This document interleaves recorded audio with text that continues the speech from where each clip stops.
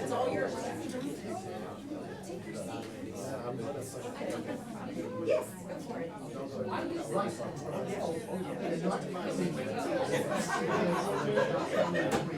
We got you covered.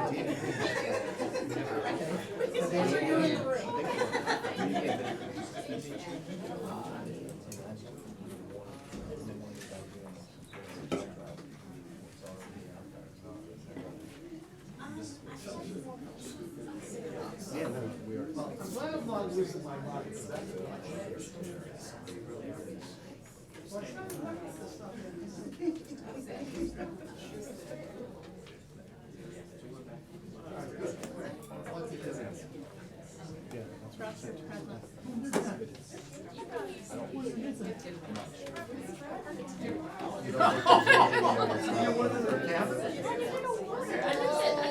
That's my own thing.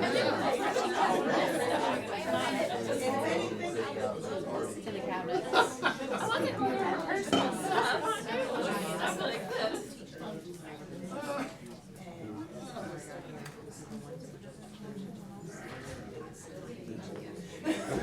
So I'm expecting that he's going to be on the roofs. Okay, so get that. Get that and I'll sign off. Got it.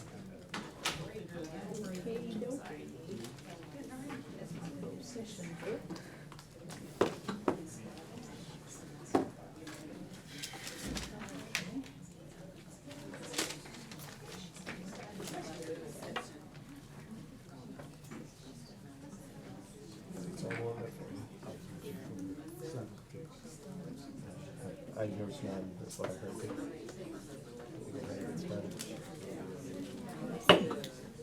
All right, we'll call this meeting to session.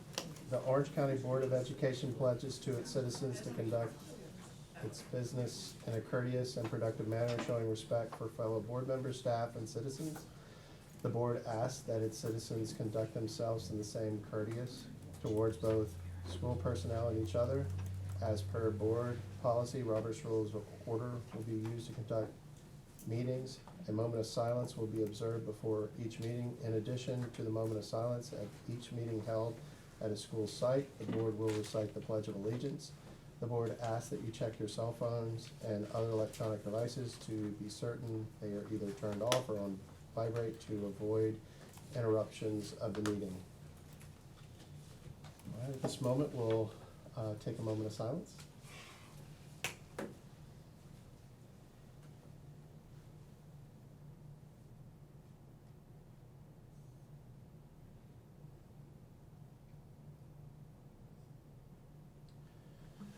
All right, thank you. Mr. Superintendent, do we have any recognitions tonight? No. All right. Do we have a motion to approve the agenda or adopt the agenda?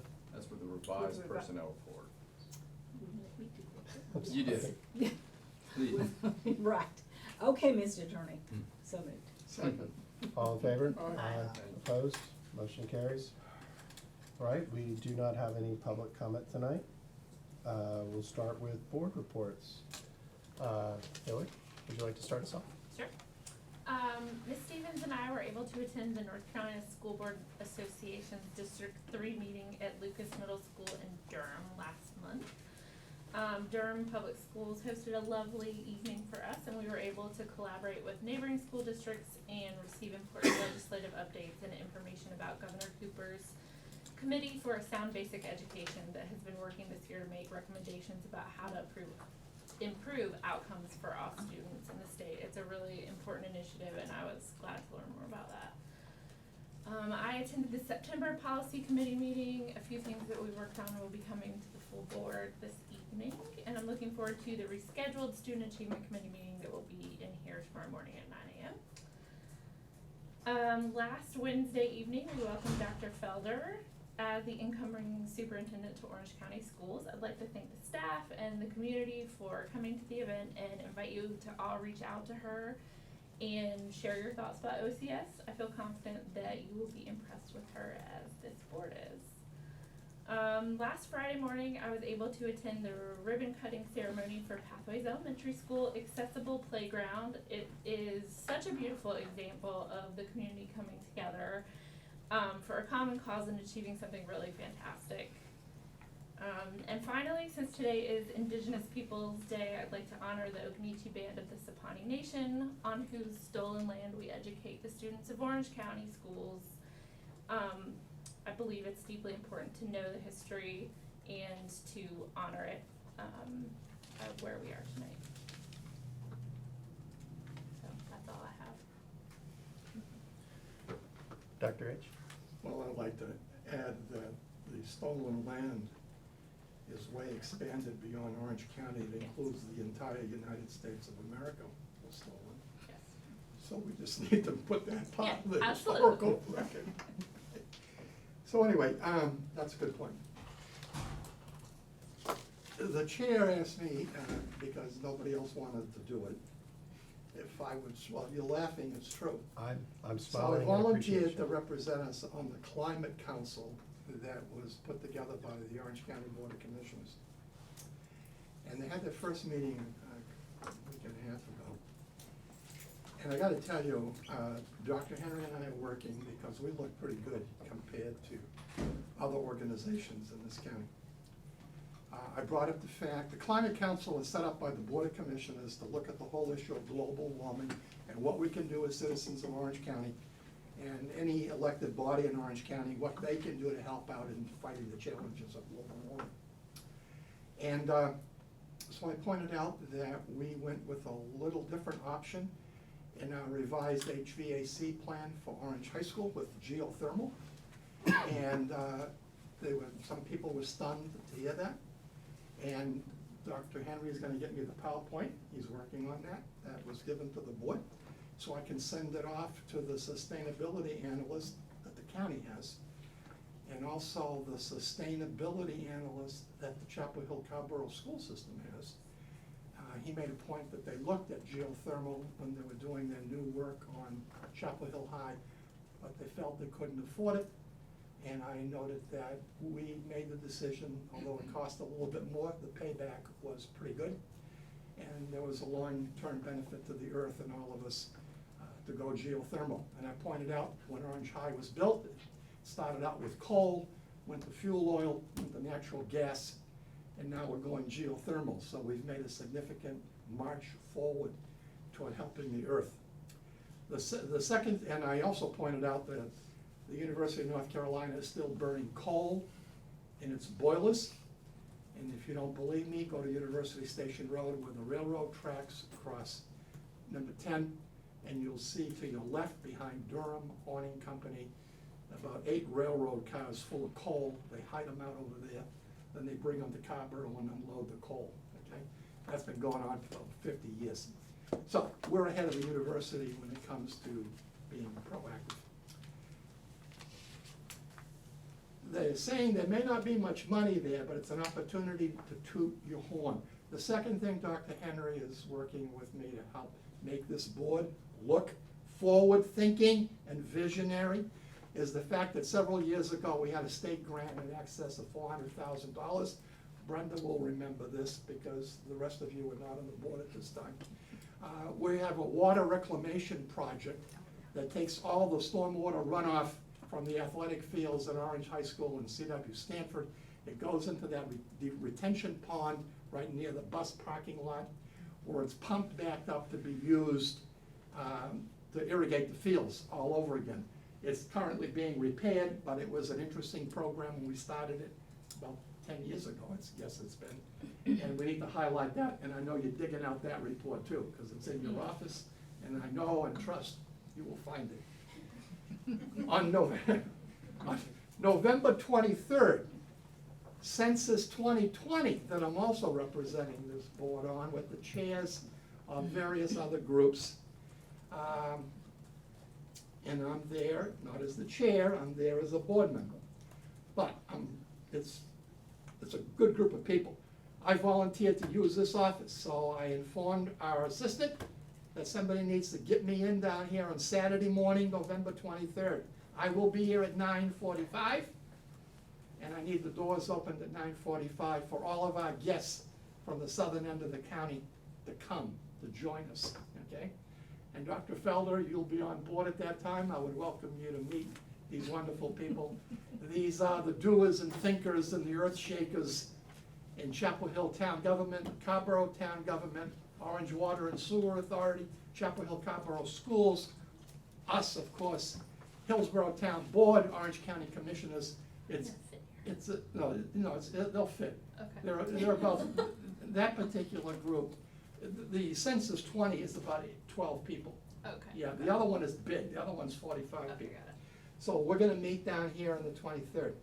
And Dr. Henry and I have been trading phone calls to help you, Sir Chair, when you have your collaboration meeting coming up this week, because there's been erroneous information floating out there that somehow or other the county planning staff was now recognizing the fact that pre-K kids and small numbers of EC children who are actually taking up classrooms designed to hold 24, 25 kids were being counted by the county. They're not being counted, okay? And it's being held against us because they're taking up a room. You may have severely, profoundly handicapped children, 3 or 4 in a room, and the county thinks you can put 25 kids in that room, right, Jake? Yeah, and they are, the SJAC is wanting to move back to that. Yeah, Yes. so anyway, he now knows what's going on, and we're trying to get some stuff straightened out. So when you go in there, Sir Chair, you can look When like we you go know in what there. you guys go in there, you and Dr. Bridges and whoever else you traipse along with you, you will look like you know your stuff and you're on top of it, and Dr. Henry's immersing himself in the whole thing about schools, adequate public facilities ordinance. That's my report. Thank you very much. You're welcome very much. Chair? So last week, I was pleased to be at the meeting where we welcomed Dr. Felder to the district, and to see the new accessible playground at Pathways, which, kudos to the entire school community at Pathways for getting that together, and I hope we see many more playgrounds like that across the district, playgrounds where kids of all abilities can play together. It's very exciting. Because it is Indigenous Peoples' Day, I know the board will remember that last fall, we passed a resolution honoring that. I think it was Ms. McKenzie's idea, and so I pulled it back up to just read a small portion of it to remind us of what we've said.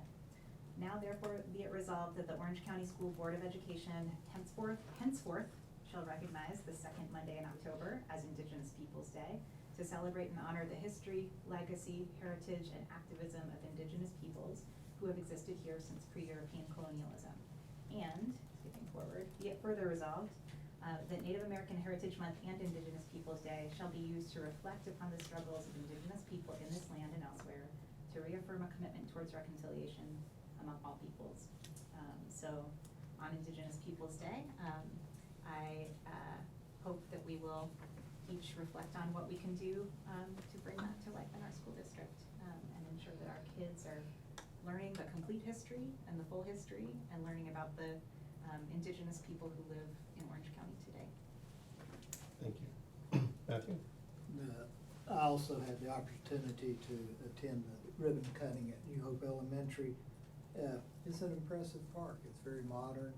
I love the fact that they have the where the children can actually enjoy music as they're out there actually banging on the chimes and go on that. That's very progressive. I had the honor of also attending the swearing-in ceremony for our new superintendent, but I want to make a special thanks to the public for coming out for that. It was impressive. Attended the budget meeting and then also attended the steering committee for the mental health that we're working on. Thank you. Thank you. All right. So it seems that Hillary is the queen of resolutions.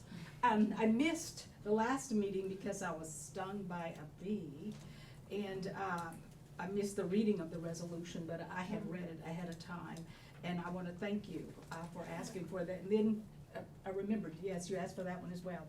And on September the 11th, I attended the district meeting at Lucas Middle, and I mostly enjoyed the legal session and getting the swag bag. It was a nice bet. It was really It nice. really was. Yeah, and today I closed the loop with the agreement with the Juvenile Justice Partnership. There's gonna be a new agreement formed. Chief Justice Sherry Beasley, right, and her clerk and an attorney or so, and I'm working with a few people, trying to get everybody together, because they invited me to participate, but I am not the expert, so I am not going to participate. But they're gonna reframe, Rod Malone from your office with a team of attorneys will do that with the, with the blessing of the School Boards Association. They're gonna reframe the agreement, so it'll be hopefully something that everybody is comfortable with. Because at this point, there are only 30-some school districts, according to Chief Justice Beasley, and one of her missions, she said she'd like to have 100% of all of the school districts to participate, but everybody's not participating because everybody's not comfortable with the current arrangement. So that's why, and I just happened to, I was at a women's event and I was talking to her, and so we just got the ball rolling, so it just worked out. What is it they're not comfortable with? The wording and everything it's pretty intense. It's the wording, a lot of things that's in there, in the agreement. So there's a team of attorneys that's going to reframe it, and hopefully everyone will be comfortable with it. So we'll have 100% participation. I just asked the question because you and I were at the conference a couple of years ago, where a board member, and I won't mention from what school system, was shocked to know that school systems were allowing SROs That's right. to use Narcan to bring back kids who overdosed, and she felt, might as well just let them die. You remember that? Right. It was Yeah. stupid. It's I couldn't believe amazing. somebody like that was elected to office. Yeah. And she was opposed to that. So, you gotta deal with people to You do. extremes, so I And commend you you're for right. doing So what you're she's, doing. that, and I commended Chief, if I can, commend Chief Justice Beasley in wanting to get it agreeing to, like, let's start this over. We want everybody to participate. And she's not gonna just, it's not gonna be pushed out everybody's throat. But I just think that it's good that, at least that this is happening, and it's a feather in Orange County's cap because I'm doing it on our behalf. On September 28th, I attended a seminar, and it was paid for by some company, Talent Delayed, Talent Denied, Transforming Education for North Carolina's Low-Income and Minority Gifted Students. And one of the panelists was Dr. Rebecca Garland. Many of you can remember her. And it was nice to see a familiar face, but people flew in from all over the United States. And I was very fortunate, I just had to drive down the road. She worked at the central office, yeah. Yes, she did. She did. She sure did. And I attended my board meeting at UNC at the hospital, and the expansion plans for the Hillsborough campus are moving forward with the second bed wing that's coming along, and they're gonna add some more beds in the emergency department because it's due to increase, because of the increased volume. So there are gonna be 15 beds in the emergency room now. And I know, cause they're only I've been in there a few times with my husband, who's always having a heart attack. So, and he's Thank God he's still here with us. Yes, he's had 3, that's right, I know. so thank God he flatlined the last time. So I attended the budget meeting and, the policy meeting, and I had one thing that cause it's not a closed session item, and I wanted to this is for the, superintendent, whichever. In January 28th, this board was, given a report on Portrait of a Graduate, and we haven't heard anything about that. So at some point, we'd like to hear about the Portrait of a Graduate, because at the end of it is what is the timeline for the work and what is Orange County Schools' approach, so it'd be good for the board to hear that. Thank you. Well. All right, right, so, I got to attend the Orange Partnership for Alcohol and Drug-Free Youth Correlation meeting, which is a meeting of various groups throughout the county. They had a long discussion about vaping and how big of issue it is, and the issues and the education that's needed. I also attended, at Orange High School, from the health department here in the county about vaping. And I do encourage parents, you need to get involved with your kids as early as elementary about this. Know the devices, they're very hard to recognize. Kids are taking these devices, converting them, putting bad stuff, not knowing, sharing. It's a serious issue that has severe consequences, and they get addicted as early as middle school. So I encourage everyone to have the conversation with your kids, and that is the number one deterrent, is parents having a conversation with their kids. I also got to take a tour of the new Boomerang facility here in Hillsborough. I'm so grateful we now have one in Hillsborough that Orange County Schools can take advantage of now. I attended the policy meeting as well, and got to go to the Pathways Inclusion Playground that everybody's been talking about. A great collaboration between the PTA, school, and community. Was so excited to see so many kids out there and hear their stories about now being able to play with all of their friends. I'm also looking forward to AL Standback's sensory playground, and definitely looking for an update on where we are with that. And I do know that Hillsborough commissioners are interested in that as well. They're interested in all of facilities and playgrounds. One thing I just wanted to mention to the board is that the full board education on equity training looks to be January 14th, based on the doodle poll. I appreciate Dr. Keeling's work in getting this moving forward, and expect us to see it on the agenda for the next meeting. Lastly, I did get to attend a chorus concert at Orange High School. It was wonderful. Got to see a lot of the graduate programs and some of the various kids' talents. Was very appreciative of, having time to just see kids enjoy. And wanted to also welcome Dr. Felder for attending the meeting. Thank you.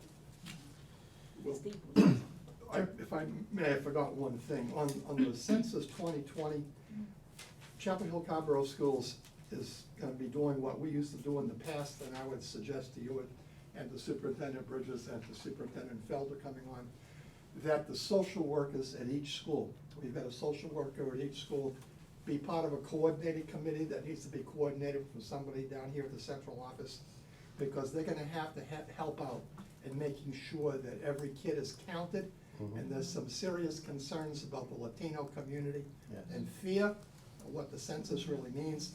And there are some interesting people already running around. So I had one come down my driveway.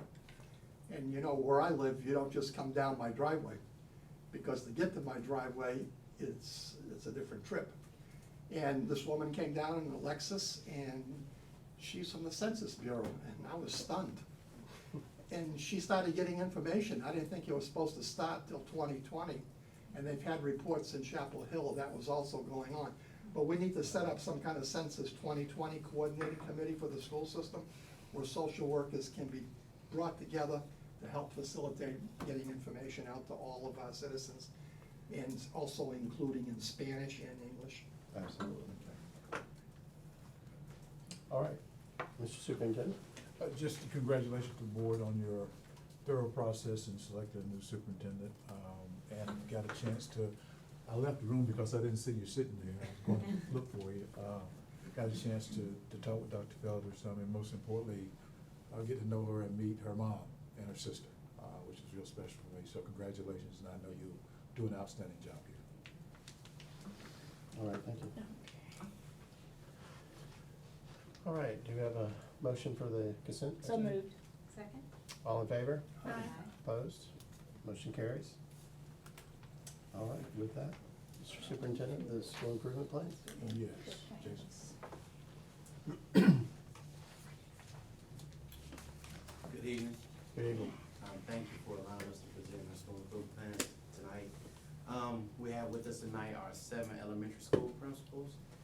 they will share with you their highlights of the school improvement plans. This is an action item. And we will start our presentations tonight with Cameron Park Elementary School and Principal, Mr. Tony Wood.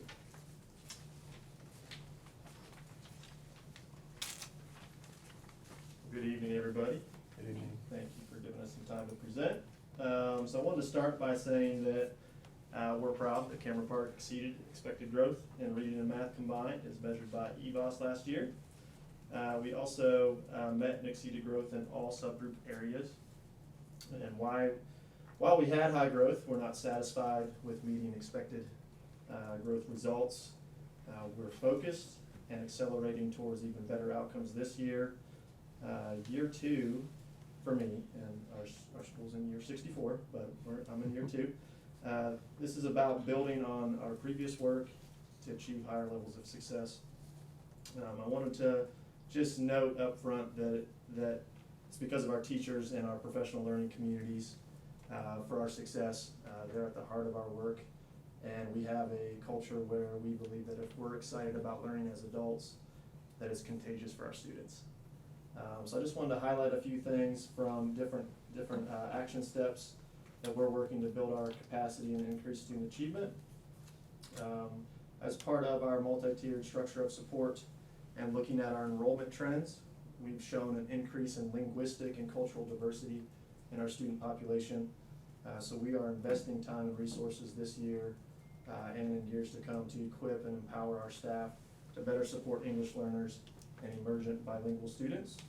And we're doing that through partnering with the district curriculum and instruction team to plan and deliver a year-long professional development model for a cohort of 14 teachers from our school and a few teachers from other schools within the district as well, looking to build our instructional toolkit to support English learners.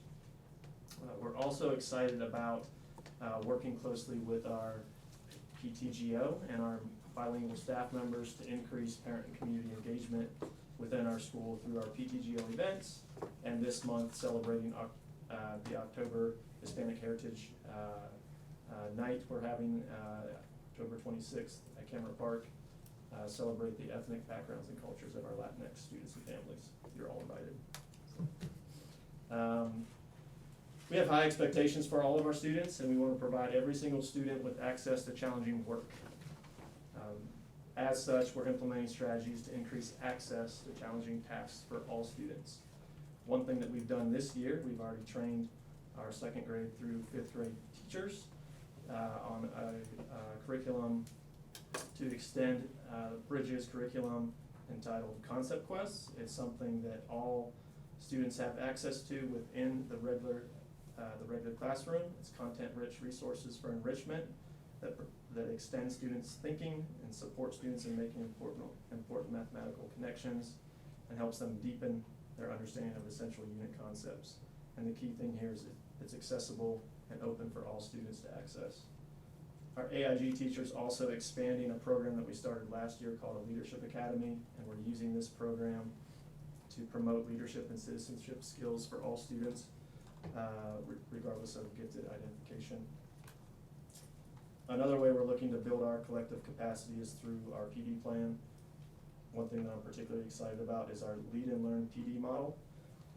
Our teachers, coaches, and support staff are working together throughout the course of the year to have training in specific areas to strengthen core instruction and provide differentiation on the upper end for students that have already mastered content, and also for students that have yet to demonstrate mastery. And teachers are deciding which portion that they want to work in and linking it to their professional development plan and goals for the year. The other area I wanted to highlight was restorative practices. We're working to promote social emotional learning for all of our students. Thank you so much for approving and providing us with the addition of a 2nd counselor to our staff.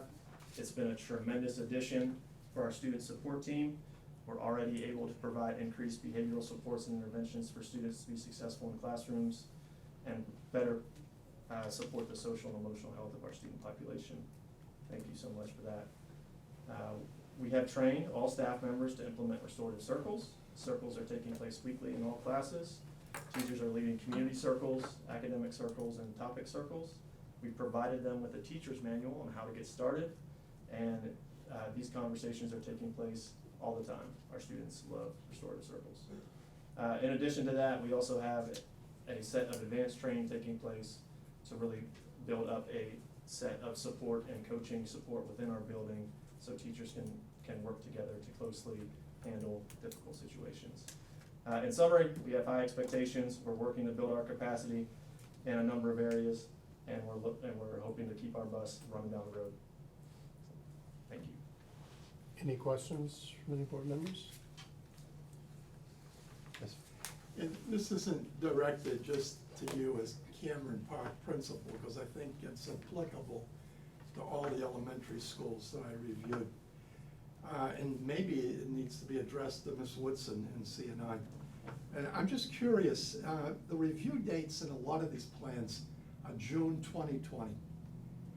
And to me, it would seem that people should be reviewing and stopping and reviewing and looking at stuff, because you might not like what you see in 2020, June, but you could have done something about it in January or February of 2020 and shifted gears.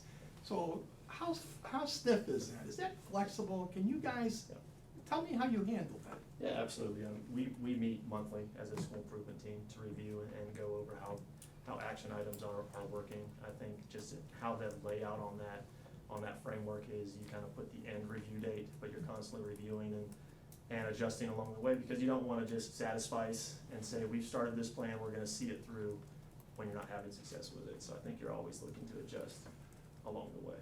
I want to say one thing about having visited, and I'm glad you guys got an extra counselor over there, because I spent some time with the guidance counselor over there last year, a former student of mine from Orange High years ago. And I'm going to tell you something, I never realized some of the stuff the counselors are doing today. In her closet, she had boxes of shoes, boxes of brand new stockings.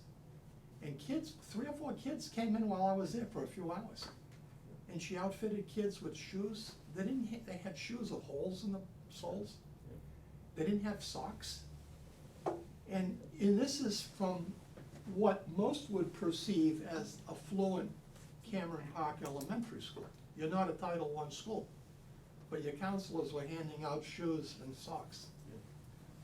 And I don't think people understand what actually is going on in schools today in trying to meet the needs of kids. We talk about hungry child can't learn. Well, a child with holes in their shoes and no socks to keep their feet warm also may have a problem trying to learn. So I just wanted to commend your staff, and that, because I know cafeteria managers always cook extra food on Monday, and they always cook extra food after breaks, because a lot of kids come to school hungry. All right, any other questions from Sarah? A comment and then a question. So I think the concept quest, I was helping out one of my children's teachers sort of stuff them into these, yeah. I'm very intrigued, that is the kind of like rigor and like intellectual challenge that I would love. I'm very excited to see that, and I hope that we continue. It's like big, cool math problems, or you really gotta struggle with them to figure them out and like try, you know, that's great. So I was excited to see those as a former math team mathlete, you know, It's not a spectator sport. I think this is not a question for you in particular. It's just it's a little bit more about the school improvement plan process. And I think what would be really helpful for me as a board member is to understand just a review of what were the 3 big things that you were working on last year, and how did that go? And then what are the 3 big things this year, so that I don't need to sort of go pull up last year's school improvement plan and say, these are the same priorities, but maybe the actions are different. Like, it would just be helpful for me to understand the progress over time of these plans. So I don't know if off the top of your head you would be able to share anything like that. Yeah, I mean, but- so we had the same three goals. Last year was about laying a foundation for each framework, so a multi-tier system of support there. It was our first year of implementation, so we were just laying a foundation. What does it mean to have different tiers of instruction, and how do we work through that process? So that's one goal this year. We're building on top of that, Okay. to try to really look at our data, analyze it more, be more effective in terms of how we intervene and doing it early in the process. So that's one. Implementing a school-wide positive behavior system. That was the first time that they've had that at Cameron Park. So this year we were pleased to have some action steps along the way there. And this year we're building on that. We've added some goals, we've added some school-wide celebrations to really pump it up some more now that we have a common language and understanding. And then the third one is around social emotional learning. So just restorative practices, laying a foundation for what does it mean to have a restorative conversation? What is a restorative code of conduct versus a punitive one? And then this year it's about implementation. So they have the capacity and now we're implementing and problem solving as teams as we come into issues. So Thank you. that's kind of where we're at. Thanks. Yeah. Ms. Woodson? I just wanted to, inside the platform, which the principals fill out the school improvement plan, or their team members do, that it asks you, what does it look like at full implementation?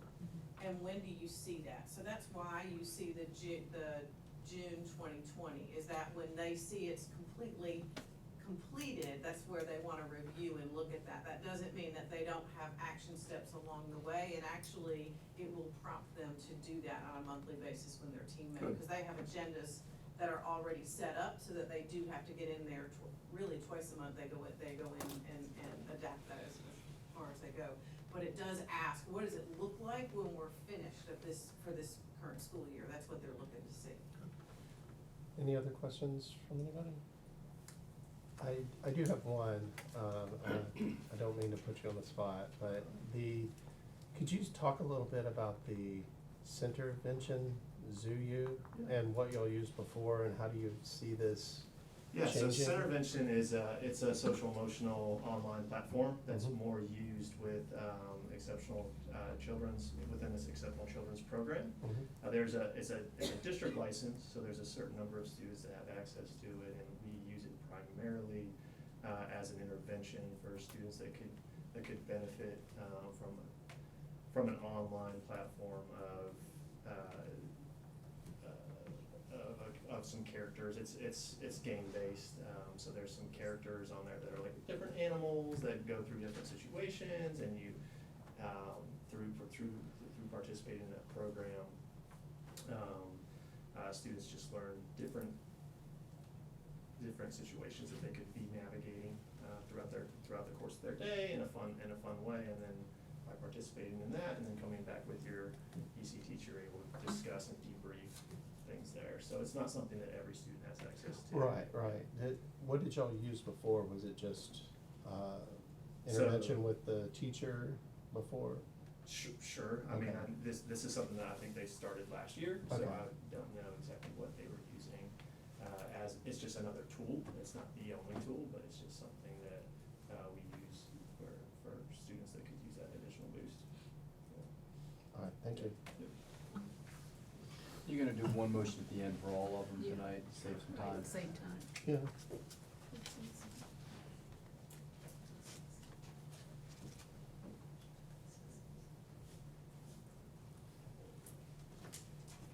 Good evening. Good evening.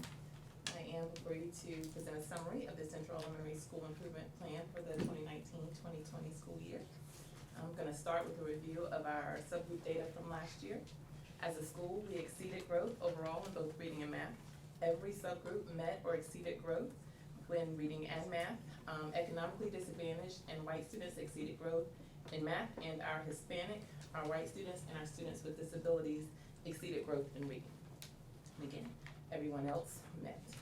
To continue this growth, we would like to have professional development, focus on utilizing strategies from the book Disrupting Poverty: 5 Powerful Classroom Practices. We would like to collaborate with our Chief Equity Officer to provide site-based work sessions and trainings, especially focused on culturally relevant teaching strategies. We want to continue to utilize text and introduce topics that are culturally relevant, and provide homeschool communications in both English and Spanish. We also want to offer Spanish translation and resources during our parent information sessions, nurture parent and guardian relationships to build partnerships for student success, and provide family involvement opportunities focused on the following goals: engagement and developing relationships, teaching strategies to support student learning, monitoring student progress, and understanding educational expectations. Plus, we have additional strategies that are included within our school improvement plan. This year, we chose to focus on the following 3 indicators for improvement. A 1.07, all teachers employ effective classroom management and reinforce classroom rules and procedures by positively teaching them. A 4.01, the school implements a tiered instructional system that allows teachers to deliver evidence-based instruction aligned with the individual needs of students across all tiers. And B 3.03, the principal monitors curriculum and instruction and classroom instruction regularly and provides timely, clear, constructive feedback to teachers. We chose those 3 indicators because of their alignment with our needs as a school, as well as with areas of the focus for the district. With focus area 1, teachers employing effective classroom management and reinforcing classroom rules, we wanted to ensure that there were well-established rules and expectations throughout the school environment, including buses, that are reviewed and revised as needed, that these expectations are posted throughout the school environment, and that professional development is provided to support staff in the implementation of these expectations. We plan to achieve this by creating and implementing a school-wide matrix that outlines expectations of being safe, orderly, accountable, and respectful in all school environments.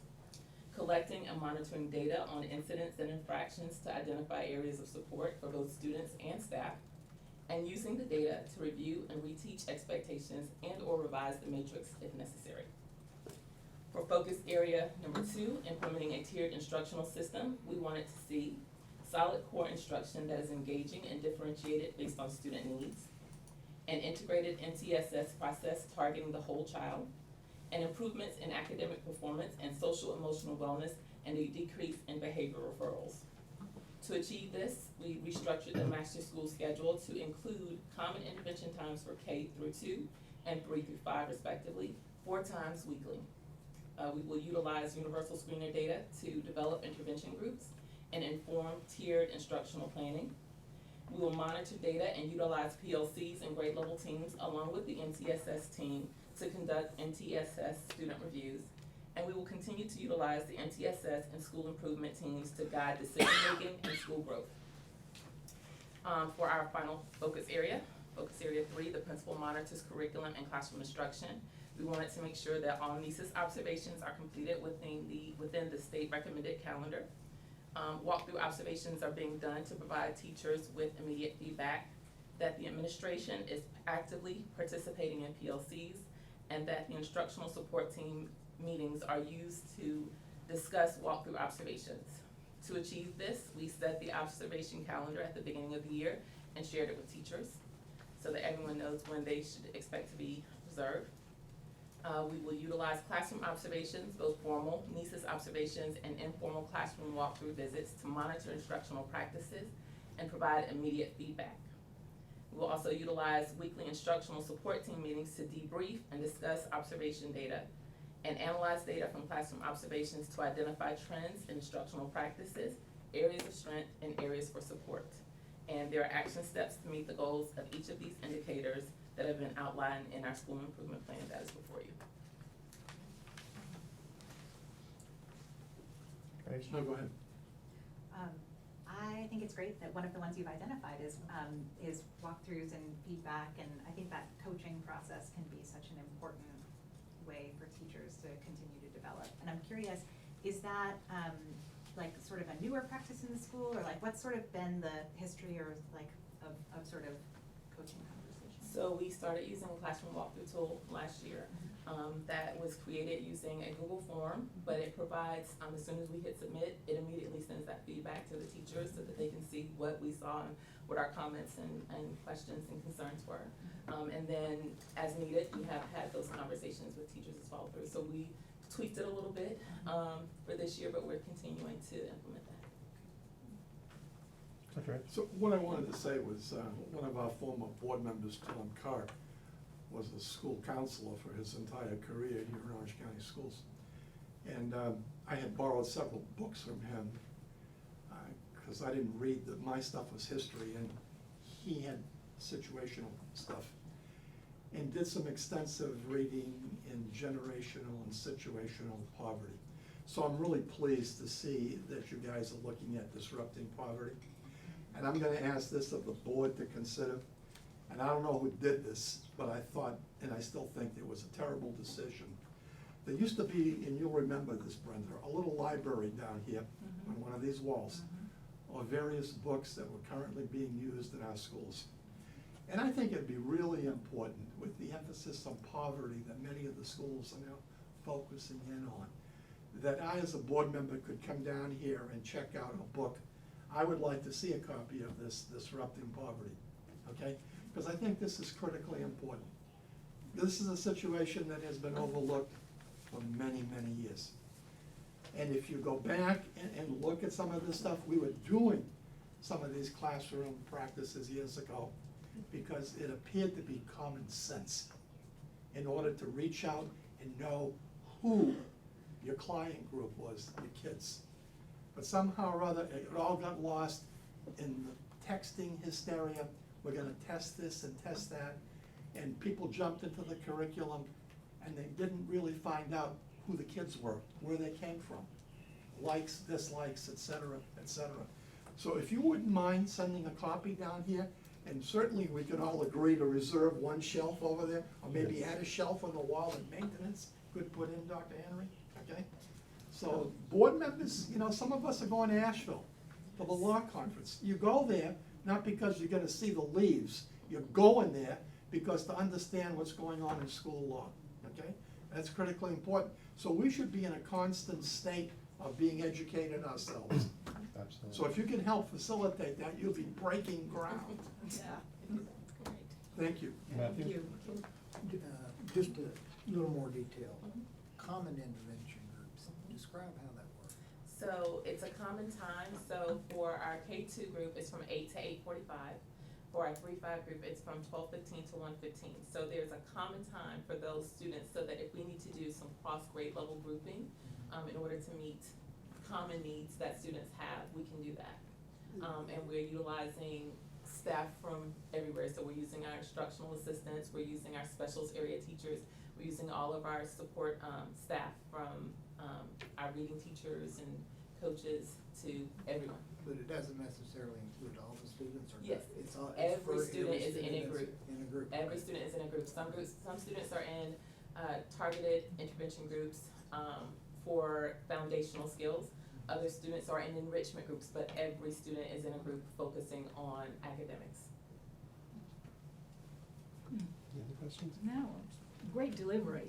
Yeah, It's good great job. delivery, yes. One question. I know last year's plan had a lot of focus on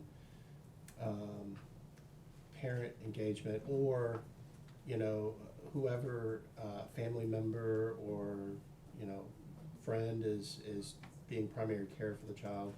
And I see that y'all have the nurturing parent or guardian relationship to build partnership for student success. What are you looking at? I mean, it's challenging.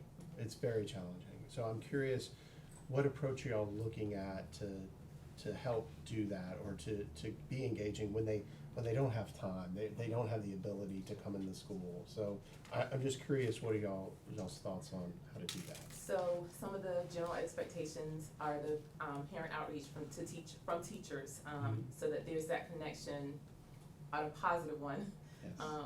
at least Thank at you. some point throughout the school, and so that parents and families know that teachers are accessible to them. There are opportunities. We are shifting some things that we're doing this year in terms of our parent and family nights to try to make them even more engaging. So for example, our first one coming up is our annual fall festival, and it's usually one that's very well attended. So we don't typically worry about attendance and getting people in on that. After that, attendance typically starts to wane. So one of the things that we're trying to do is make them more family friendly and not family speaking at you. So for example, we're planning our December event to be a family reading focus, but it's gonna be PJs for everyone, coming into a room, reading, and then modeling some of those, how do you ask questions to help your child grow as a reader, instead of just sitting at home and saying, this is what you can do, we're gonna model it and show it and even have parents practice it as part of the evening. But again, it will be done in comfort, in relaxed fashion, and in small groups. Perfect. Please let us know when the fall festival is. October 30th. Okay. Will, Yes, sir. I was at a family night a few years ago at Central, and was kind of amazed at the number of grandparents that were in attendance. So you've got a significant number of grandparents. Do you do any special outreach to grandparents? We have not, but it's something that we have a lot of grandparents, we have a lot of aunts and uncles that are Yeah. taking care of children. We even have some siblings that are taking care of younger.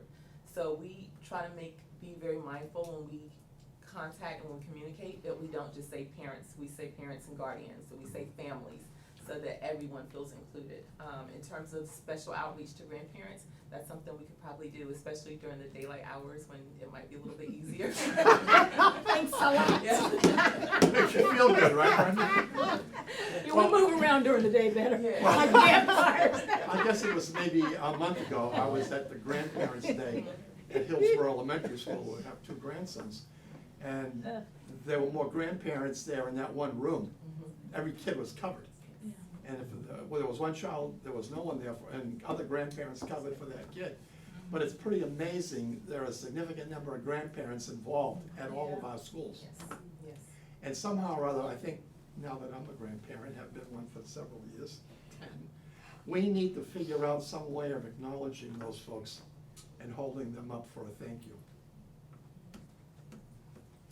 Thank you. All right, thank you very much.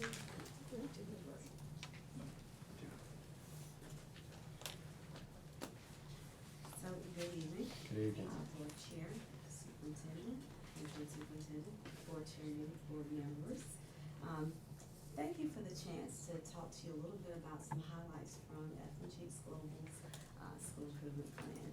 So, last year we exceeded growth, both in reading, math, and overall. And this year we're going to continue that work with the same goals that we had last year, but going deeper. So we want to go deeper and focus on the role of adults within these structures in order to make sure that we're meeting the needs of all of our students, both academically and emotionally. So looking at our first focus area deals with the tiered instructional program. So we're continuing with the work that we did last year. And this year in particular, we're focusing on differentiation.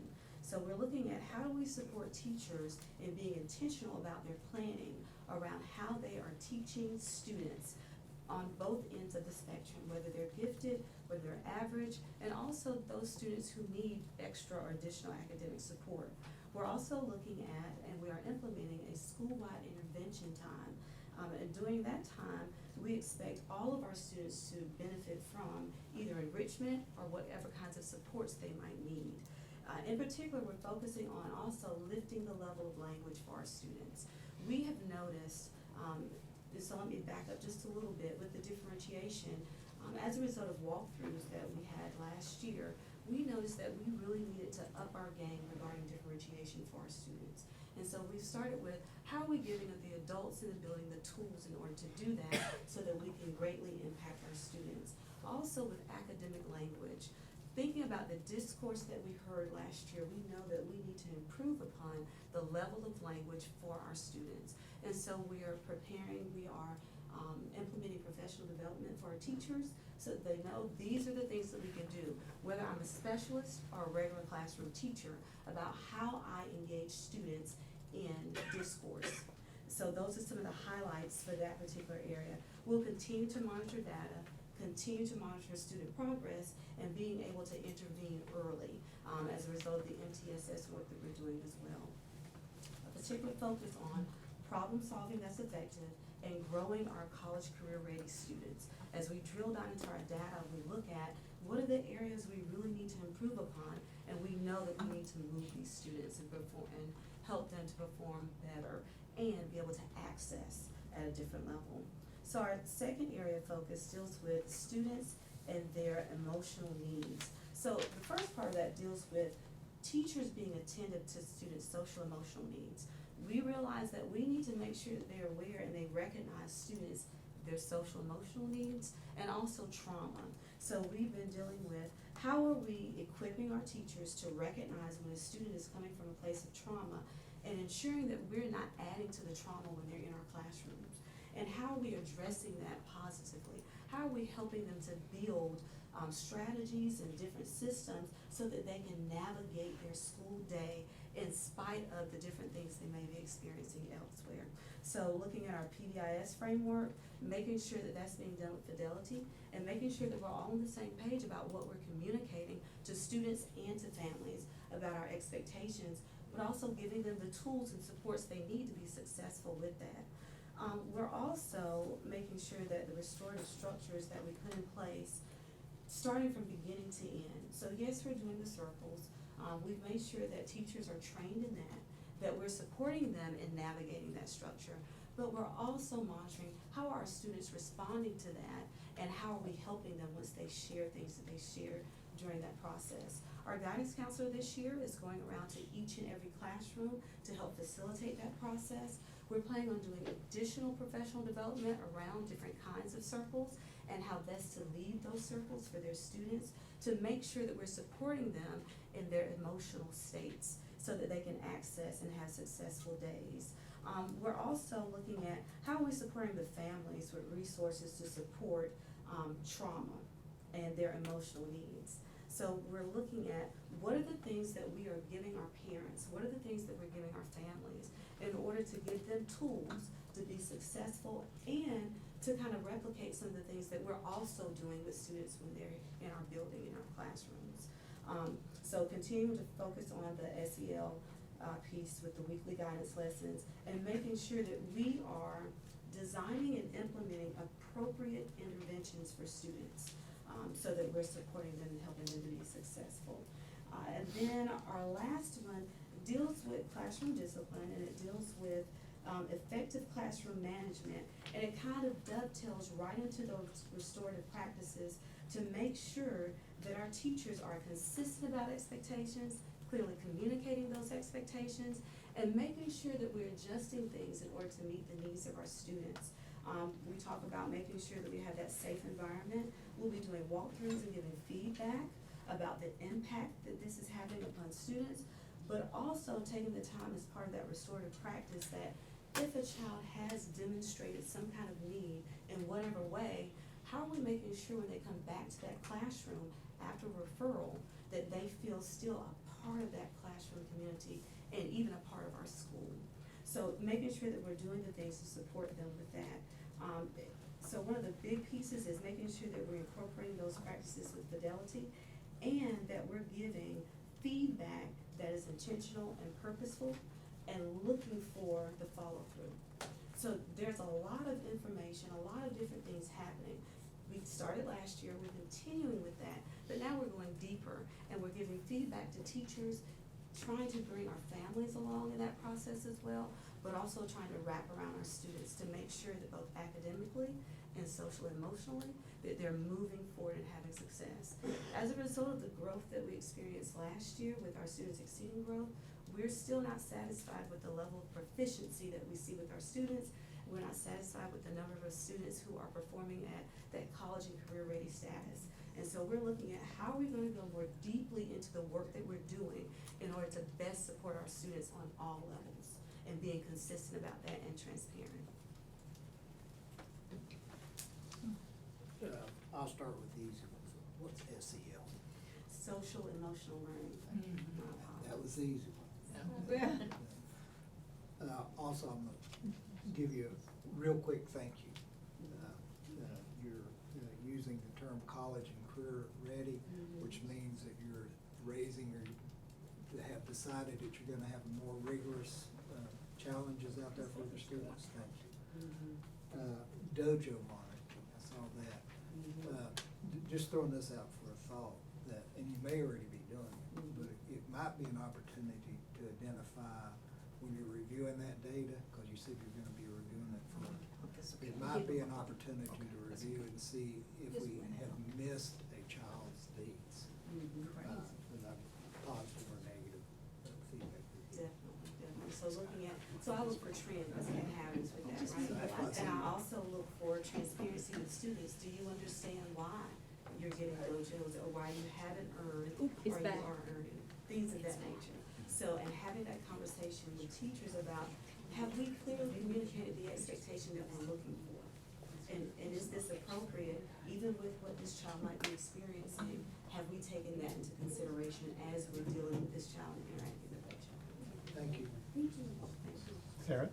I wanted to go back to the part where you talked about lifting language. And I was curious, just clarification, do you mean sort of like verbal communication and wanting to make sure, or is it about sort of the level of critical thinking required in a conversation, or what, can you just share a little bit more about what that means? So, it's a combination of those two things. So in doing walkthroughs, one level of my walkthroughs dealt with, what do I hear students saying in response to what teachers are teaching in the classroom? And what kind, during that discourse, what kind of content, language, vocabulary are they utilizing as they're talking to their peers and responding to their teacher? And so lifting the level of language is professional development that one of my literacy coaches has already started phase 1, where we as adults need to recognize what is a tier 1 word, what are tier 2 words, how are they used within the literature that we present to students, and how are we scaffolding their support of looking at language at a different level. Not only with classroom teachers, but also with our specialists, anyone who has contact with our students. So the plan is to, first, do we as adults recognize and utilize it, content, academic language, and making sure that it's a level that's rigorous. So we may begin at one level, and a lot of times, when you have students with a certain level of need, you work so hard to make sure they're connected, and so you break things down. But we can't break things down to the point where it is just kind of low level. And so recognizing that there is no ill will or intent with that, but sometimes you can operate on this low level, and so everything that you're doing is at this level that we need to kind of ramp that up. So that is where we're starting with that when I talk about lifting the level of language. What kind of language are we using with students, and what are we expecting back from them when they communicate with us in different content areas? That's great. Did that? That's great. Sorry. Okay. So I'm gonna quote you here, parent education resources will be provided through multiple platforms. Example, face-to-face meetings, videos, newsletters, in order to share strategies to guide students in managing their emotions. Now, I think that's a wonderful thing to do. Now, you're just one principal. Who's gonna be doing this kind of work, and what particular skills do they have to have? Because, you know, I've always maintained being a parent is the most demanding job in the world. It's not being the president of the United States. It's just being a parent is the most demanding job in the world. And they don't hand you a guidebook when they send you home from the hospital with the new one. So I personally would love to have placed in my mailbox down here, because it's usually empty anyway.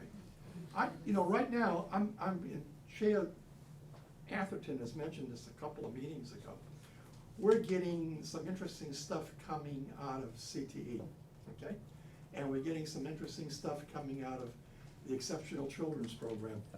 And that's educating me as to what's happening around here. I would love to know what you guys are doing, just in your newsletter. You don't have to do anything special. Just put my name on it and ship it down here, and somebody will put it in the box. But I would like to see your newsletter going out. I remember years ago when the Hispanic population had just entered New Hope Elementary. The principal there, Dr. Barbara Chapman, did something heroic, okay? She was sending home CDs in Spanish, because a lot of folks couldn't read, but they could play the CD, okay, in Spanish. That kind of creativity, I think, is critically important. I would like to see what kind of stuff you guys are doing to help parents out.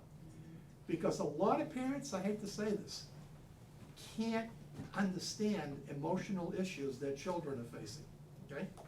Sometimes I, as a grandparent, have difficulty understanding emotional issues that I'm facing with 4 grandsons. So, I think it would be wonderful for us as board members to see exactly what you guys are doing and sending home. It's educational. Definitely. And so just to speak to that just a little bit. Sure. So we have been in the phase of gathering data and information that might be helpful for us to best meet the needs of our students. So my student support team, meaning my guidance counselor, my social worker, my school nurse, we talk about what are the trends and patterns that we're seeing around our students, around trauma, around social emotional needs, requests that teachers are making as far as small groups, things of that nature. So we are in the process of gathering information to conduct a small, just entry-level social emotional learning fair for our parents and families. That is where we want to educate our families about, this is how you recognize when your child doesn't know how to deal with anger. These are some de-escalation strategies that we use at school that you might be able to use as well. And so moving that forward, we eventually want to design a resource center here at our school on site for parents to be able to access. In the meantime, we would like to make some videos to go online for parents to be able to access to say, this is how we talk a child through a certain issue or area of concern. But also educating them about, how do you have a conversation with a neighbor about what will my child have access to if they go to your home, whether it's a gun, whether it's drugs. Because those are conversations, right now we're meeting with parents individually, talking them through, this is what we're seeing with your child. These are the strategies that we're using to support them. These are things that you can do at home. And we're literally like writing things down or giving them things. But we want to be more organized and intentional about that work so that it's not a, let's figure out what we're going to do for you. We're going to these resources and we're giving them multiple ways to access that information. And if they need support, then we're offering that via one of our support staff members. So it's not just me, but definitely. Oh, I knew it couldn't be just you. You don't have all that time. No. Thank you. Well, I know I should know this. Remind me of what is the acronym SOAR? So SOAR, so showing respect, owning it, accepting responsibility, respect. So what we do is, each 9 weeks, I'm shifting my gears, each 9 weeks, we award students who demonstrate some of those traits in their classroom, and we have an awards assembly kind of recognizing them for self-control, owning it, accepting responsibility, showing respect. Okay, yeah, because I've heard it before, but I just, acronyms kind of, I lose them. Yes. So, all yes. right. And so one other thing, so in your opinion, have the restorative practices resulted in greater academic success at your school? I will say that I believe that it has, because it's allowed us to figure out, how do we help students learn how to access. I'll tell you that trauma and social emotional stress is a real barrier to students being able to access. And so that we don't have adults responding in a negative way to that, but recognizing that this child needs something different right now. And what does that something different look like? And who can I utilize as a resource to help with that, instead of this, they're being disrespectful, they're out of control, they don't want to learn, and that's not the case. First, we have to deal with, they lost a parent, they witnessed some kind of fight or domestic violence. They're coming in and they've just lost everything, and they're moving into a different environment without their familiar things. What are the ways that we can best support these students so that they can access and have a successful day? And that successful day might be, I can get through the day without crying. I mean, and that's the reality that we're dealing with, and meeting those basic needs for students as well. Any other questions? So, first I wanted to say, I think it's very important and appreciate that you have all staff to recognize emotional needs, not just social workers, that you're saying all staff, because that's so important for them to be able to recognize it. I also think it's important that, you're talking about the economically disadvantaged, and one of your statements about providing additional access to resources to meet the basic needs. How are you maintaining that? So I'm working with my social worker about looking at her needs, and then she does a needs survey to families. And then we are just kind of pounding the pavement with, first of all, reaching out to district resources and what they can tell us about, but then connects that she has within the community, and calling people saying, what do you have available? We've gone through some local religious organizations who've been able to provide support. we've looked at different agencies, what can you do for us? And then connecting parents with that, saying this is an avenue that you can use to get, this particular resource. We've already had to help some folks around housing, some folks around finding employment, some folks around, food, and making sure that they have those kinds of basic needs met, and just trying to align those resources and being able to acknowledge that we've tapped out of this particular area, try going to this particular venue in order to get support with that. So is there some way that we can have this information elevated at a district level for all of our schools to see what the needs are, so more people in our community can Excuse me. participate?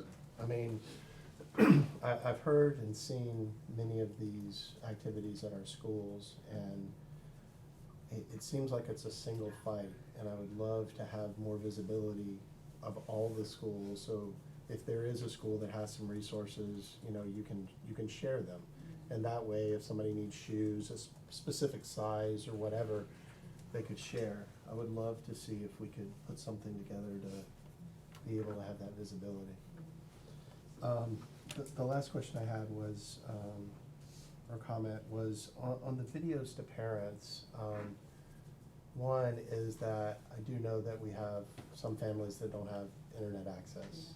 And what do y'all do to help with that, right? I agree, the videos are great, you can see, you can learn, and then also I'm curious if they're in Spanish, but how do you help for families that don't have that access? So we're in the process of planning out that piece and thinking about Okay. how best to reach individuals and families, and we thought about even our students who have, we're one-to-one in grades 3 through 5, and grades 4 and 5 do get to take that laptop home, to see if there's a format that we could put that on in order to say, hey, part of your homework might be share this with your parent, things of that nature. We've also talked about, we have a great turnout for like family events and choral events, things of that nature, having that running on some of our monitors and playing it right before the choral event, right before, you know, some of these major events, so that families can see this, and having a translator there or having it in Spanish as well. Perfect, thank you. Thank you.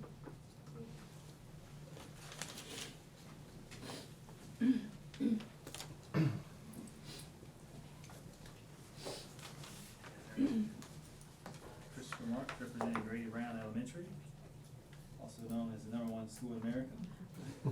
Says on the Says it on the sign. sign by the road. Says on the sign by the road. Until you get an inquisitive 5th grader who goes home and does some research. Comes back and tells us, you're not even in the top 5.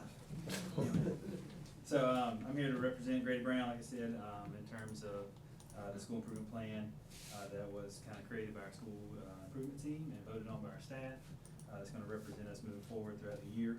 It's gonna focus on our 3 focus areas. The first one was A105, all teachers individualized in instructional planning in response to individual student performance on pre-test and other methods of assessment to provide support and enhance learning opportunities for students. At full implementation, expectations will be explicitly explained to staff and are consistent across grade levels, so we can kind of see consistency throughout the building. Teachers will be individualizing instructional planning through collaborative opportunities across grade levels and specialty areas. Through the structure of the adopted curriculum, i.e. Bridges Math, Lucy Calkins, and some other things you've heard this evening, teachers will have the flexibility to meet with students' needs based on multiple points of data that are measured over time. And at the elementary level, there's some multiple assessment opportunities that we can kind of pour into that. Some basic evidences include database recording of assigned assessments and tracking, increased and intentional opportunities to meet across grade levels, informal observations of grade level and non-grade level colleagues. That's not only just administrators, but for staff as well, that have the opportunity to go throughout the building and watch their colleagues do what they do. And then personalized planning for small group or individual students. That can kind of zero in the focus of the MTSS model, as you've heard several times tonight. Specific action steps, regularly plan and host content-specific PLCs or professional learning communities. Within these times, staff expect the kind of planning and pre and post test will be completed by analyzing the data to determine goals and specific individual goals of the students and teaching methods for grade level and or individual students. Using some Title I funds, second action step during regular scheduled full-day PLC, staff will complete vertical walkthroughs allowing teachers and support staff to better understand the content and dialogue that's happening in grade levels above and below the grade levels that they're teaching, and the one they're assigned to teach. That'll give them a better understanding of kind of where the students are coming from, where the students are going, and kind of have that, kind of develop that kind of equitable mindset moving forward. And then hold regular academic conferences with students. That can be throughout the day, that could be mini conferences, that could be conferring through reading or math, understanding where they're learning consistently throughout the year. That's kind of know how to best meet their needs. Focus area A 3.01, instructional teams use student learning data to identify students in need of instructional support or enhancement. Full implementation, instructional teams. Instructional teams will be made up of teachers, instructional coaches, support staff within this team, co-planning, co-teaching. We conducted to determine small group instructional strategies and activities. Common assessments, both pre and post, and the results of will drive vertical conversations and data discussions. So some evidences include kid talk, and by that I mean we specifically zero in on specific students and have conversations about that specific student, identifying what their needs are, and how we can best meet those needs moving forward. That can be on a regular basis. Once again, that kind of comes in the MTSS framework and documentation, and the evidence of interventions. Common assessments, pre and post, and data sharing. That can be from my lens or the principal, it could be from a teacher's lens, it could be from instructional coach's lens. We're all kind of looking at different pockets of data and how can we bring this together to focus on individual students. So some specific action steps for that indicator. Identify the trends across data, form student groups to address specific needs. Data points could include but not limited to, here's some of the assessments that kind of come across elementary in class, Ames Web, CFAs, or also common formative assessments, EOG results, VOG results, attendance, benchmarks are just a handful. Co-teaching and co-planning with grade level instructional coaches and support staff, and then reassess and reevaluate student groups to maintain instructional fluidity so that student needs are being identified and addressed. So just because we might identify students that might fit into one group based on the need at the beginning of the year, they might not be in the same group in the middle of the year or toward the end of the year. So we want to make sure we focus on those needs throughout. And then lastly, focus area 3.02, the principal collects and acts on data from a variety of sources in a timely manner. This is one of our focus areas last year as well. The reason I wanted to keep this on here along with our school improvement team is the second part, principal collects and acts on. I think last year I felt like I did a good job collecting. I need to do a better job on acting on. So we have this data, we have this in our hands, what we want to do with it. So I need to act on that and working with our staff. So full implementation, a full range of data will be collected and organized to be reviewed by the principal and shared with the PAB staff. Including this data will be predicted EOI outcomes as generated by EVOS. Student attendance, which I think is a big component, working with our social worker on that. Once again, common assessments in class as well, scheduled benchmarks. And then teachers will be informed of this available data and will be knowledgeable of student performance. So typically what I did last year, I took those full PLCs that you heard about earlier and I presented those quarterly data collection that I did and presented those to staff so they could help make them make decisions. Evidences include a master data Google Sheet, pre and post assessments, district assessment data, and then specific agenda meetings surrounding that data. All right, and then the specific action steps for that indicator. Focus on continue to review data, update master data sheet on a regular basis using stated assessments. Participate in PLCs as best I can as a school building administrator and interventions for targeted groups. Formulate specific questions to teachers about specific data to be addressed in the PLCs, and not just handing them the data, but giving them, having a conversation about what's being presented to them. And then once again, a quarterly review of each grade level about specific number of students to be discussed and instructionally reviewed. So some specific subgroup highlights, like many of my colleagues before, Grady Brown with met expected growth for all groups this year.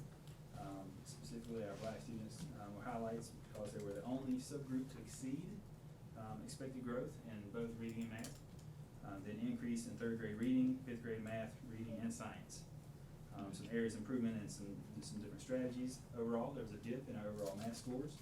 We hope to focus on that using our new Ames Web screening results and kind of dig down into that data and kind of see where those pockets of where we're missing that on. Overall, EO population shows a decline across the cohort. There has been conversations about how the calculation has been reworked this year. Did y'all share that at all? the EL calculations? I did in the subcommittee meeting. Okay. So that's why the asterisk is there, because they removed that in the fields. Focus on lower grade on hill wrap instruction to continue giving them the foundational reading skills. Specific focus on MTSS process and intervention practices, which our intervention practice will start tomorrow. All groups have been formulated and we're starting tomorrow at Grady Brown. They continue the Letterland, Lucy Calkins, and Bridges math implementation throughout our building to have consistent curriculum throughout. Terry? Who uses Hill Wrap? We have a reading teacher who uses Hill Wrap. One of our EC teachers uses Hill Wrap with some small pockets, a small group of students, and we also bring in a retired teacher about midway through the year who's been trained in Hill Wrap and uses that as well as we kind of lead up to the end of the year push. And do you see, for the students who are using Hill Wrap, do you see that growth over time? I don't know how many years these schools have been using it, but. Yes, we do, especially of our lower groups. Kind of, that's our biggest impact because we're building and gaining those reading foundation skills. Yes, ma'am. That's basic phonics and phonemics and awareness. Okay. So over the years in North Carolina, we have witnessed a significant decline in the number of teacher assistants assigned to the elementary schools. How many teacher assistants do you have at Grady A. Brown right now? I have 7. You've got 7? Yes, sir. At what grade levels? It's described by the state, it's a formula, so I can't remember the exact numbers on teacher assistants per grade levels. I think it's kindergarten, I have 2, first grade, I have 2, second grade, I have 2, and I have 1 for third grade. Okay, and I just asked that, and I could ask that question of any group presenting, because, you know, you guys, and I think this is admirable stuff, when you say in your action steps, teachers will hold regular means, in my opinion, frequently, Yes, sir. academic conferences with students. In order to do that in a meaningful way, okay, during a regular classroom day, somehow or other, there needs to be another person helping control and guide what everybody else is doing. Yes, sir. Otherwise, you can't do this, is the bottom line. And, you know, somewhere down the road, when we get into agenda items for future discussion, we need to look at bringing back teacher assistants. That's my personal opinion. I'm all in. No, I know you're all in, and I'm just saying, because this was allowed to happen because bureaucracy in Raleigh decided this was an unnecessary item in the budget. And I think it was a very bad decision by the people, the negative thinking leadership in the state legislature. I'm not talking, the governor's okay, but you can take the leadership in both the House and the Senate and send them off into the Atlantic, and there wouldn't be any great loss, in my opinion, okay? So the bottom line, I'm just being honest, I'm not gonna lie, that's how I feel. And so the bottom line is, unless we bring back some of the teacher assistants we used to have, how many teacher assistants total do we have now in the system? We used to have about 130 of them years ago, 140. We had a bunch of teacher assistants. How many do we have now? I think it's 48. 48. That's the number that Okay. sticks in my head. So it's been whittled down Is that what Teresa significantly. said? That's what Ms. Wood said. I haven't got that in front of me, but I'll. All right, so I'm just guessing that we've lost maybe 70% of the total number of teacher assistants. They were a political force years ago. They were in attendance at every board meeting, okay? They had significant clout. There were that many of them. There was almost 1/3 teacher assistants compared to the number of teachers in the system. That's a pretty powerful number of people. But they were doing a lot of important work, and this is important work in order for teachers to be freed up. Are these teacher assistants exclusively assigned to a particular teacher, or some of them float? They kind of float between two classrooms. Okay, all right. So they're not even there all day long, they're floaters, okay. They all do that. Yeah. I know, schools, that's the all schools, tragedy. In the yeah. old days, you had one in each classroom. Dedicated. Yeah. Yeah. Thank you. Yes, sir. That's it. I was picked up on the regular Mhm. one also. That's good, and I know it takes a lot of time. On your vertical walkthroughs, that's interesting, because that allows, I'll just say it, if I'm a third grade teacher, allows me to tell the second grade teacher, hey, this is what I'm seeing, that the students that are struggling this year, so that I get feedback that way. And then feedback to the third grade from the fourth grade teacher, so that's good going on in that. And on the hill wrap, you mentioned you had a sub that came in towards the end of the year to try to do the catch-up. Kinda hit on the same, why not have it for the whole year, so we don't have to do a catch-up? Just the Money? just the funding, yes, sir. We're bringing it out, we're recognizing that there's a need, that we have a program that can address that need, but because of funding, we're putting it off, and missing half the year. It's not your fault, I'm just trying to bring it out. I need to comment on that because some of you may recall you approved a funding grant. Michelle, you can speak to that because you work with that with George Horton and the Kirby Foundation. So how much additional money did the Kirby Foundation provide for hill wrap services in Orange County schools? Most recently, about $40,000 for one particular school. $40,000 for one particular school, okay? This was coming from George Horton and the Kirby Foundation. And, you know, we should be forever grateful for that because Michelle was instrumental in working with George. I participated in the first meeting, and he's been very supportive of Orange County schools over the years. And they had particular emphasis at one particular time with Central Elementary School and helping redevelop that whole playground over there. So they've done a lot for Orange County schools. And I'm glad to see you guys feel that strongly about Hill Rep. Well, is Hill Wrap best for all students? Not necessarily, no, I mean, just a targeted intervention. Yep. Okay. Any other questions from any board members? One question I have is, a lot of the improvement plan is focused on the specific students and achievement, but I didn't see anything on the parent outreach and interaction. I'm just curious, how will that fit into this plan? Because we know that if the parents, guardians aren't, you know, they're understanding the needs of the child, emotional, you know, what is y'all's plan or the approach? I think that's kind of driven more so with the relationships that are built with the staff, the teachers and the parents. Kind of knowing where the student is statistically with their data and helping inform the parents of kind of where that is and kind of recognizing that and then allowing that partnership to grow and flourish throughout the year as we kind of support that student. Yeah, I don't know, I'm a little opinionated on this, as you can tell.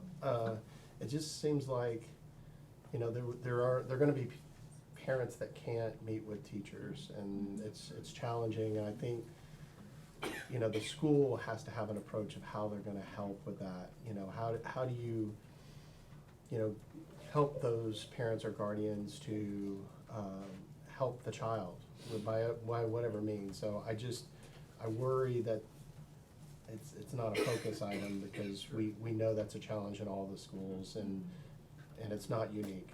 So I would definitely encourage some kind of focus so people have visibility on it. And I know that the parents are part of the improvement and they're the ones involved, the ones that might not be involved, but I would love to see that. And then on the Letterland, is part of that rollout going to the EC classes as well? I know that we had heard that was one of the improvements in the EC area. So is that part of this rollout of Letterland?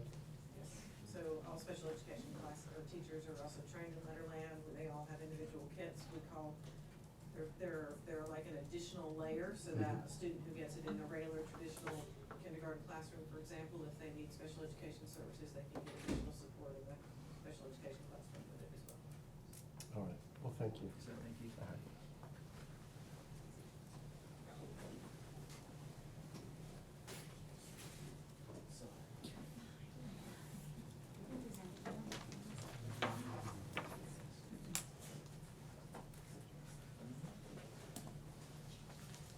Good evening, everyone. Good evening. Thanks for the opportunity to talk a little bit about what's going on at Hillsborough Elementary. And as always, you know, we're always looking to do things better. And this year we did some things well, and I kind of want to start on the things that we did well, and then talk about the different supports that we can do to improve those areas. So 2 of our 3 focus areas are continuation expectations from last year, and one of them is a new item for us this year. So the first thing is that we were really glad to see that we had a consistent overall performance in math, reading, and in science. So all areas were in that proficiency range of like 77 to 80. So kind of really illustrating a really strong kind of core instruction across the board. Of course, our improvement is we want to increase that career and college ready proficiency. So we're going to continue our work around high quality core instruction for all students. One of our areas to improve ELA is that we've already gone ahead and purchased and trained teachers using the Lucy Hawkins writing units of study so that those dovetail with our reading units of study. So while students are applying their reading skills, and then they're also able to apply that through their writing. Training has occurred with all teachers around text complexity so that we can make sure that we're providing that nice differentiated level text and also cultural responsiveness. Our media specialists and teachers have already begun examining all of our text for accurate and authentic multicultural representations, and they worked on culling libraries, and then we've also worked on making additional purchases where those libraries needed more in that area. And of course, we've added our first and fourth math bridges curriculums as well. So our new area of focus this year is to really kind of assess that effectiveness of core instruction. We've engaged in professional learning to reflect on our grading practices. By doing that, we've really examined that whole question of what does it really mean to master a standard? What does that really look like? And so with our standard-based grading practices, we really work to define what does a level 1, 2, 3, and 4 really look like. And that's the work that we're engaged in right now. And so in order to provide and engage our families in understanding some of those specifics of what their child really knows and is able to do, we've worked with Ryan Miller at Central Office and our teachers, and we're working to utilize that Power Teacher Pro program that the middle and high schools are already using to be an online platform for our parents to be able to access 24/7 online their progress in those particular standards. So we're really pleased that we, of course, exceeded growth overall and more than doubled that expected EVOS growth measure. So, and we know that all of our subgroups either met or exceeded growth, so we were very excited. Also looking at our data, we were very pleased to recognize that our minority representation in our AIG subgroups, in most cases, exceed our overall population in that subgroup. So we're going to continue our work strengthening our academics and behavior support, utilizing that multi-tiered system of support processes, because that's where we can really focus in on that intervention and enrichment, where we can work on identifying students that need support as well as enrichment in that academically gifted area. Ongoing training around that emotional health and social emotional learning, in addition to intervention and enrichment, is going to continue. That's an ongoing training that we work with teachers through their PLCs. One of the ways that we provided access to that intervention and enrichment is that we actually rescheduled our master schedule to not actually have a common intervention and enrichment time. We actually have ours staggered throughout the day. Because of our resources, we found that for us, when we had a common time, it stretched our reading interventionists to try and be in too many places at once, and we weren't able to really serve the students where we needed to that were in our intervention process. So we worked on staggering that throughout the day so that she has access to those, as well as all of our support staff and our specialists as well. We've also looked at how we can utilize those teacher assistants, so if we can get more, that's great. And we've really allocated them in those special areas that we needed in those upper grades as well, because primarily we've been using them in K1 because we know the strength of really building those foundational literacy skills, but we also know the need of having those teacher assistants work so that they can confer and work with students in those upper grade levels. So overall, what we've really tried to do is utilize our time, utilize our treasures, strengths, and our talents as much as we can in order to maximize student learning. Sarah? So the standards-based grading is super interesting to me. Right. And so how have you all gone through the process of putting putting together, I don't know if it's rubrics or artifacts or what, so that teachers can recognize this is truly sort of mastering the standard. Like, what's that looked like? And That's right. So the groundwork of that started at the end of last year. And so we first engaged in a book study so that we really could reflect back on fundamentally what does it mean to standards-based grade and show mastery over time. And so that started, like I said, back then. Then what we did was we looked at our curriculum mapping, because in order to define mastery, what we needed to know is when does the standard start and when is it supposed to be mastered by. So we really needed to look at our curriculum maps, and so we've asked all of our teachers, we finished that by the end of the first 9 weeks, to pace out all of our curriculum areas so that we can have that kind of start and kind of goal time in terms of the mastery standard. The work that our teachers are engaged in right now is that they are having these conversations in terms of what is a level 1, 2, 3, and 4. And I will tell you, it has been fantastic and fascinating listening to the teachers really talk about, you know, the depth of the standard and what does it really mean and what are we going to be looking for in terms of student work products. And so that's what's really improved our instructional units of study. do they have any sort of support from central office or somewhere like that to sort of work through that as well? Or is it on grade level teams to determine that? So right now we're working in grade level teams. The curriculum office has provided support. Jennifer Parker's come out. Jennifer Parker has worked with our teachers throughout this process. And it's going to be a process, and we know that that's not going to be something that we're going to be able to do, in a semester, right? But they've also been gracious because they're the ones who purchased the resources for us to be able to do the book study as well. So they've been along the journey throughout the way. And like I said, Ryan Miller has been fantastic in helping us troubleshoot because, the way you do standards-based grading in the program, there's just some nuances and things that we just kind of had to figure out, and we wanted to make sure that it's right, and that's kind of where we still are right now. We want to make sure that all the details are kind of worked out before we can go live. And then part of that, the next step, of course, is going to be what we've got to do is engage our families and talk about how we're going to be accessing that. So that's going to be the work moving forward. Dr. H. So I was there in July of 1996 when Hillsborough Elementary School started its journey. And back then, intercession was a big deal. I mean, you heard about it in the community. And it was a significant time for catch-up for a lot of students that needed to catch up. So is it still that big a deal as for catch-up, or has it morphed into something else, intercession, in 2019? So currently, we do not have the resources to be able to provide any staffing or intervention or enrichment over intercession. We would love to be able to offer that, throughout. What we have been using intercession for, our first intercession, is for our Read to Achieve reading camp. Okay. Because our students, because of our summer, they can't participate in the 3 weeks that the traditional calendar has their summer camp. So there are resources for that first intercession in that area of reading for K-3 for me there. See, if I had the time, which I don't, because I'm on limited time right now. If I had the time, I'd like to go back to 1996 and see where they got the money to have, they had staff working intercessions back then, and it was for catch-up. Back then, you were getting money they would give school systems money to pay for summer school. Okay, And that money for a year-round calendar was used during the intercession. for Hillsborough Elementary. Well, Because he was the superintendent. but there was, I know there was a different program during intercessions that kids were identified when my kids were there.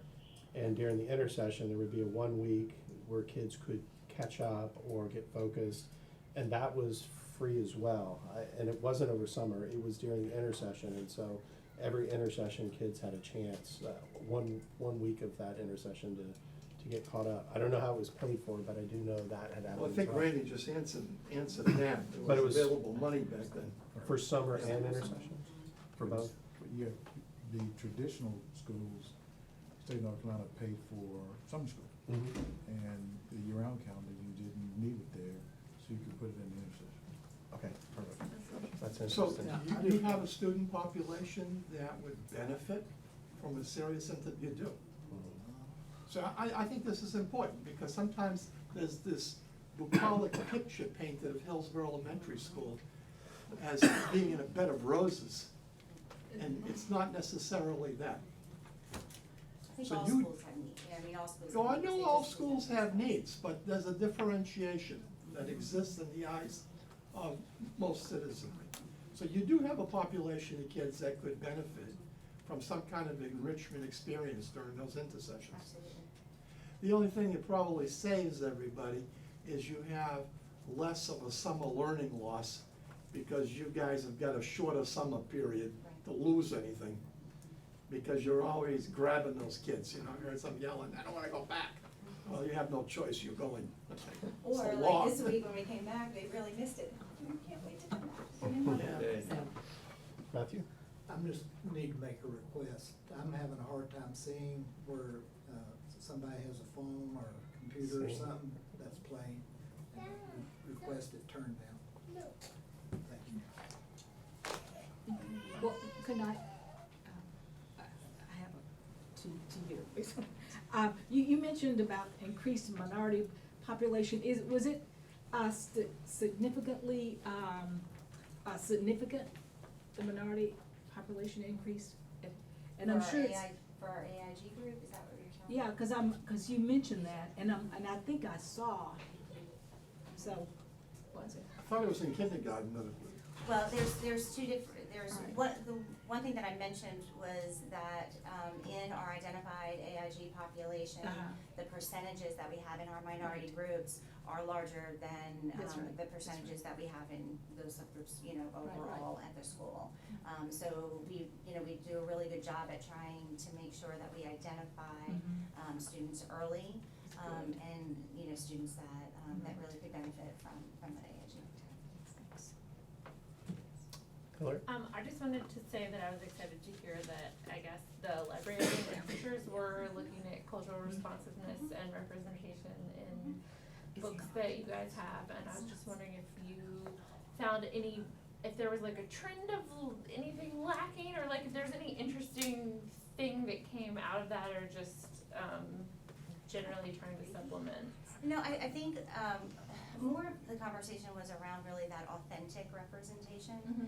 Because so often I think, what happens unfortunately is that books may be labeled as multicultural, and the book stays the same, but just the pictures change color. And that doesn't really authentically represent, you know, the culture. So that's why we were really looking at, you know, who the author was it written, you know, in, you know, from a person from that point of view. So we were really kind of looking at literature kind of holistically, you know, in that area. So no particular trends, but it began that eye-opening experience for us to say we need to start looking and making sure that we're always continuously looking, you know, through that lens. Well, I really appreciate that. That's a good idea. It's great.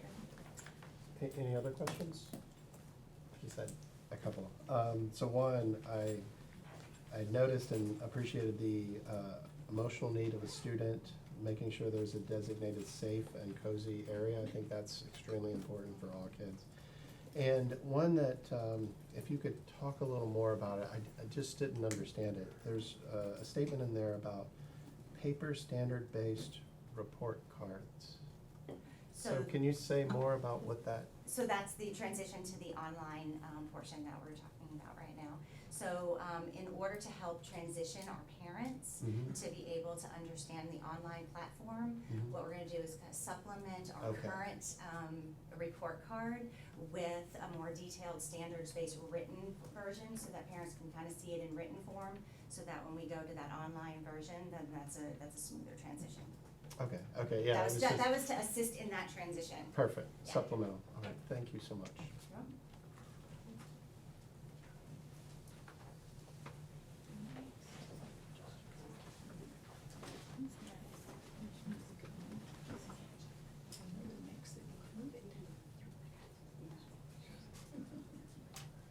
So I'm gonna apologize up front if I don't look at you a whole lot, or to you a whole lot.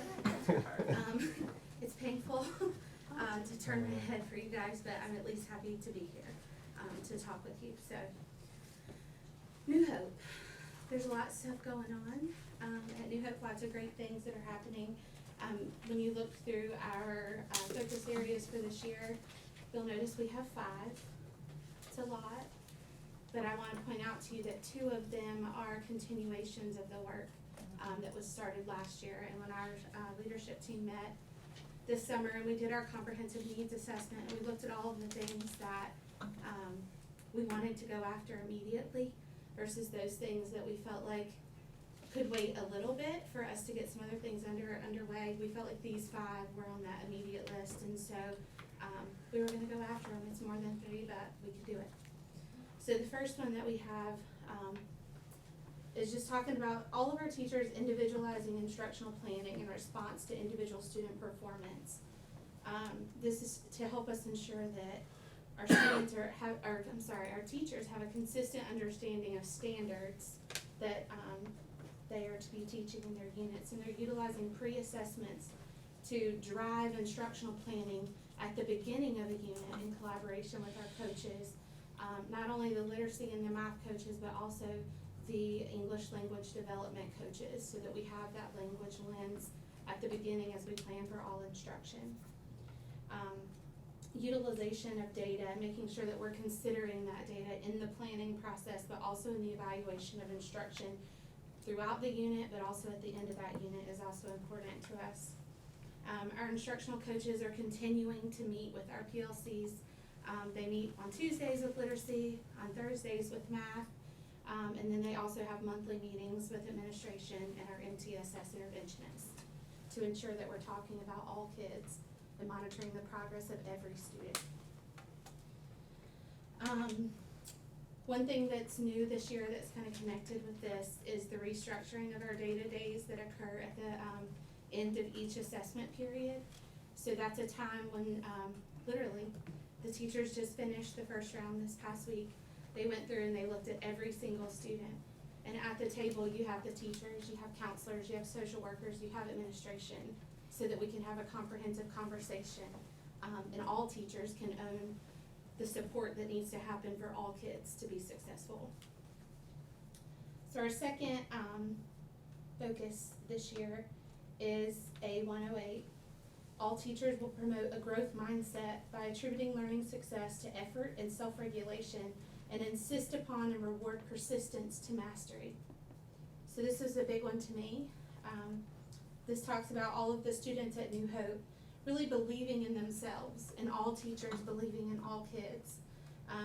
And our students understanding that they have the ability to be successful, and our teachers ensuring that all of our students understand how they're being supported in those abilities to ultimately be successful. So when we're talking about classrooms that are trauma informed, our teachers went through that PD last year. They're continuing to be supported in implementing those strategies this year. All of our classrooms have calm down spots or calm down corners. They look different in each classroom, dependent upon the teacher's personality and the way that the environment is structured. And our guidance counselors are helping support teachers in that work. So thank you for that additional counselor. Ms. Wallace is the counselor that we added. She was already a Voyager and she transitioned into that position, but she is perfect. She's doing a great job of leading that work and focusing her time primarily with our 3rd through 5th grade students. Last year in the spring, we did an activity where every student in our school had a card and their name was put on that card, and we laid all the cards out on tables, and our teachers went through and put dots on cards where if that kid was having a bad day, you had a powerful enough relationship with that student that you could turn it around. And then we went back and we walked and we looked at the students who are frequent flyers in discipline data, who are students who struggle academically, students who struggle socially with their peers, students who we know are already being served through school-based counseling or outside services. And what we noticed was is some of those kids needed more dots. And some of our kids who need the most support, we need to learn how to leverage those relationships. And it was important for us as adults to recognize the power that we have in our relationships with these students. And so we're really working to kind of be cognizant of that and be really intentional about who's doing that work and how many people do we have in the corner for some of our most at-risk kids. We're also leveraging some of our community partnerships With El Futuro, we're working on doing more at-home services with them, so that we can work with their students during the instructional day, but we can also work on that environment at home and help parents be a part of the process. We continue to partnership with Family Success Alliance. We have 3 navigators where we continue to work collaboratively with them and think about how to leverage that the most that we can. They frequently reach out to me and say, hey, if we gave you $1,200 for this, could you make it happen? And we have lots of good dialogue about how to continue to utilize resources and how to maximize it. Partnerships with Y Learning, so that our students are getting fluency interventions like helps after school. And we have more students who want to participate in that than we can get staffing to make it possible. So it's a good problem in the fact that our parents are finding ways to work together as a community to overcome the transportation piece.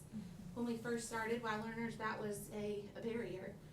And we've worked in the community to help them understand and how to leverage resources in the community and work together as a neighborhood to carpool and to get their kids to that intervention and get them home safely, and using that data and using that time as an extension of our day. So that's been a really good partnership as well to help work on those same skills.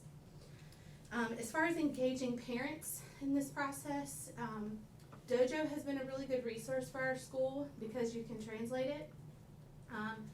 The parents can open it in Spanish, we can write it in English, but the other part that's really important about Dojo is that there's a student portfolio section where we can upload individual student artifacts. We can do videos of that student's work, that student in class, and send it to the parent.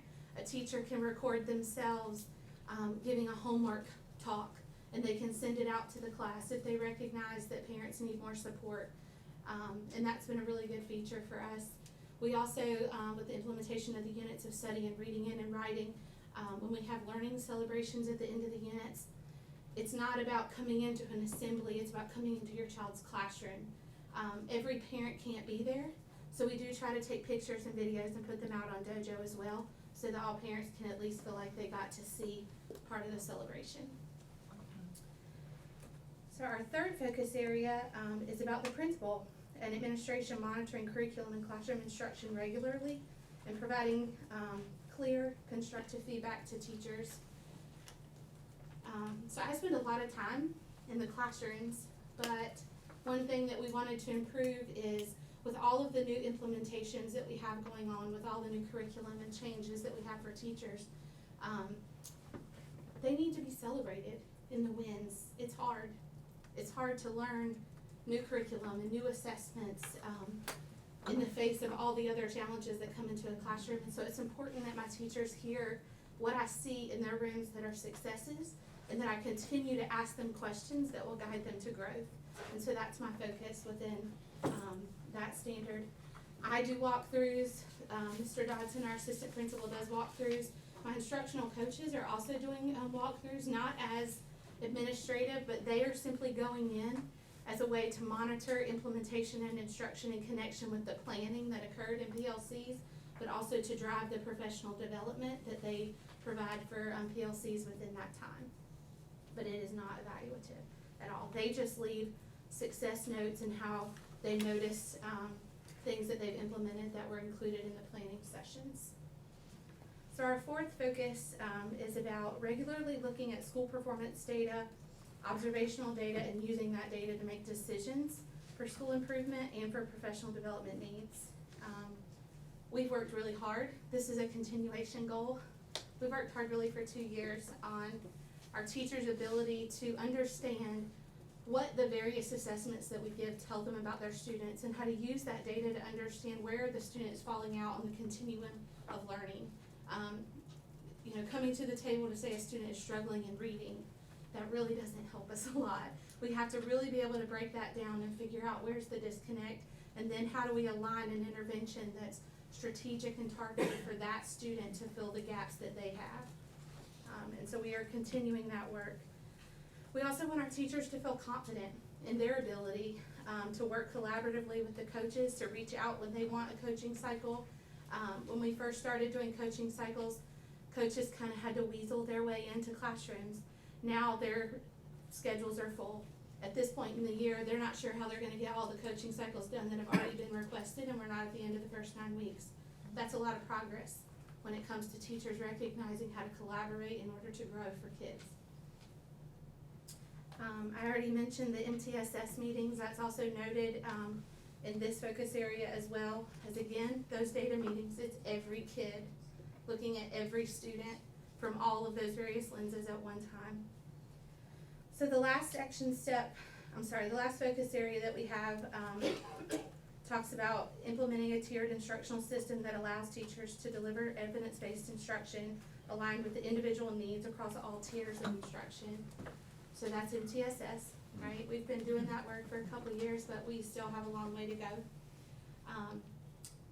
New Hope has made a lot of progress in recognizing the need for change in some structures and things that we've always kind of done, because that's how we've done it. So our teachers elected this year to eat lunch with their students, understanding that that's an additional time to gain information about kids, to have conversation, to build an understanding of who they are outside of the classroom. That was a big leap. They're giving up that duty-free time every day so that they can be with their kids, but they also understood that that was allowing additional time for instructional assistants to be in the classroom supporting reading, math, and writing. We also, as a school, have assigned our instructional TAs to instructional blocks, focusing on kindergarten through 2nd grade. There are some times in the day when TAs, just based off the master schedule, get into 3rd grade, but all classrooms have support in kindergarten through 2nd grade during reading, writing, and math. And we felt like that's a priority because we have to close some gaps, as we know that many of our students are coming in behind from the get-go, and we have to close those as early as possible. So the earlier the intervention, the better, but we have to sustain it long enough to have the most impact. We also implemented a school-wide intervention time this year, intervention and enrichment. It's called WIN. That stands for What I Need. And that's literally what it is. It's when every student gets what they need based on data. And to ensure that we lost no time this year, the intervention groups for this year were set at the end of last year based on our assessment data. So our intervention block started the 2nd week of school. So students are transitioning throughout their grade level. There are some multi-grade level groups that happen based on student needs. It's also a time when we have 4 different groups of Hill Wrap being served. We have two TAs that are remarkable, that do Hill Wrap with some students throughout the day, and they have really kind of taken ownership of that and run with it and are doing a great job. Let's see what it has to give here. Language experience is also continuing in kindergarten. The dual language program obviously counts as a language experience, but we still have our English language development coaches going in there to ensure that we're working on language 1 development as well. So ideally, we would have students coming in. If you look at the demographics, you have 50% of those students speaking English as their native language, 50% speaking Spanish as their native language. But ultimately, what you don't see in that data, right, on paper, is that many of our students who are coming in with Spanish as their native language don't really have command of that language either. And so Rosemary Dean, one of our ELD specialists, is pushing into the Spanish side of dual language to help ensure that we're building that language 1 acquisition as well, in addition to the dual language curriculum. We are excited that we exceeded growth overall at New Hope last year, and we also exceeded growth in math. We met growth in reading and met growth in our subgroups, as well as EL progress. So that was something that we were excited about. We definitely are not satisfied by any means with our proficiency data. And even though there are some subgroups that we do not have 30 students in, and so they don't count for us, we still continue to look at that data and monitor those students to ensure that we are meeting their needs and doing everything possible to ensure their growth. Before anybody asks any questions, would you like to sit down or? have No, some water? actually, Are you sure? I almost stood up in the back a minute ago because I was in a ton of pain while Okay, Christine was talking. So standing up right now seems to be the best option, but thank you. Okay, would you like some water? I'm good. Okay, questions? Some observation. When New Hope Elementary opened in 1990, it was approximately 97–98% white European ancestry. Yes, And sir. that has significantly changed, needless Yes, to sir. say. There was even a satellite attendance zone from Fairview that brings some cultural diversity to New Hope Elementary. So I want to commend you and your staff for the work that you've been doing. Years ago, before the federal government got involved, teachers and principals at schools would go to this thing called, you probably never heard of it, the cumulative folder. I don't think you have those things anymore, do you? You still have it? Yeah, Really? we do. Well, one year the federal government said, everybody will be issued a black magic marker. And you had to go to the narrative section in the back and cross out any socioeconomic value narrative that any teacher from kindergarten, first grade, second, third, all the way up, we were looking at them when they're coming to high school.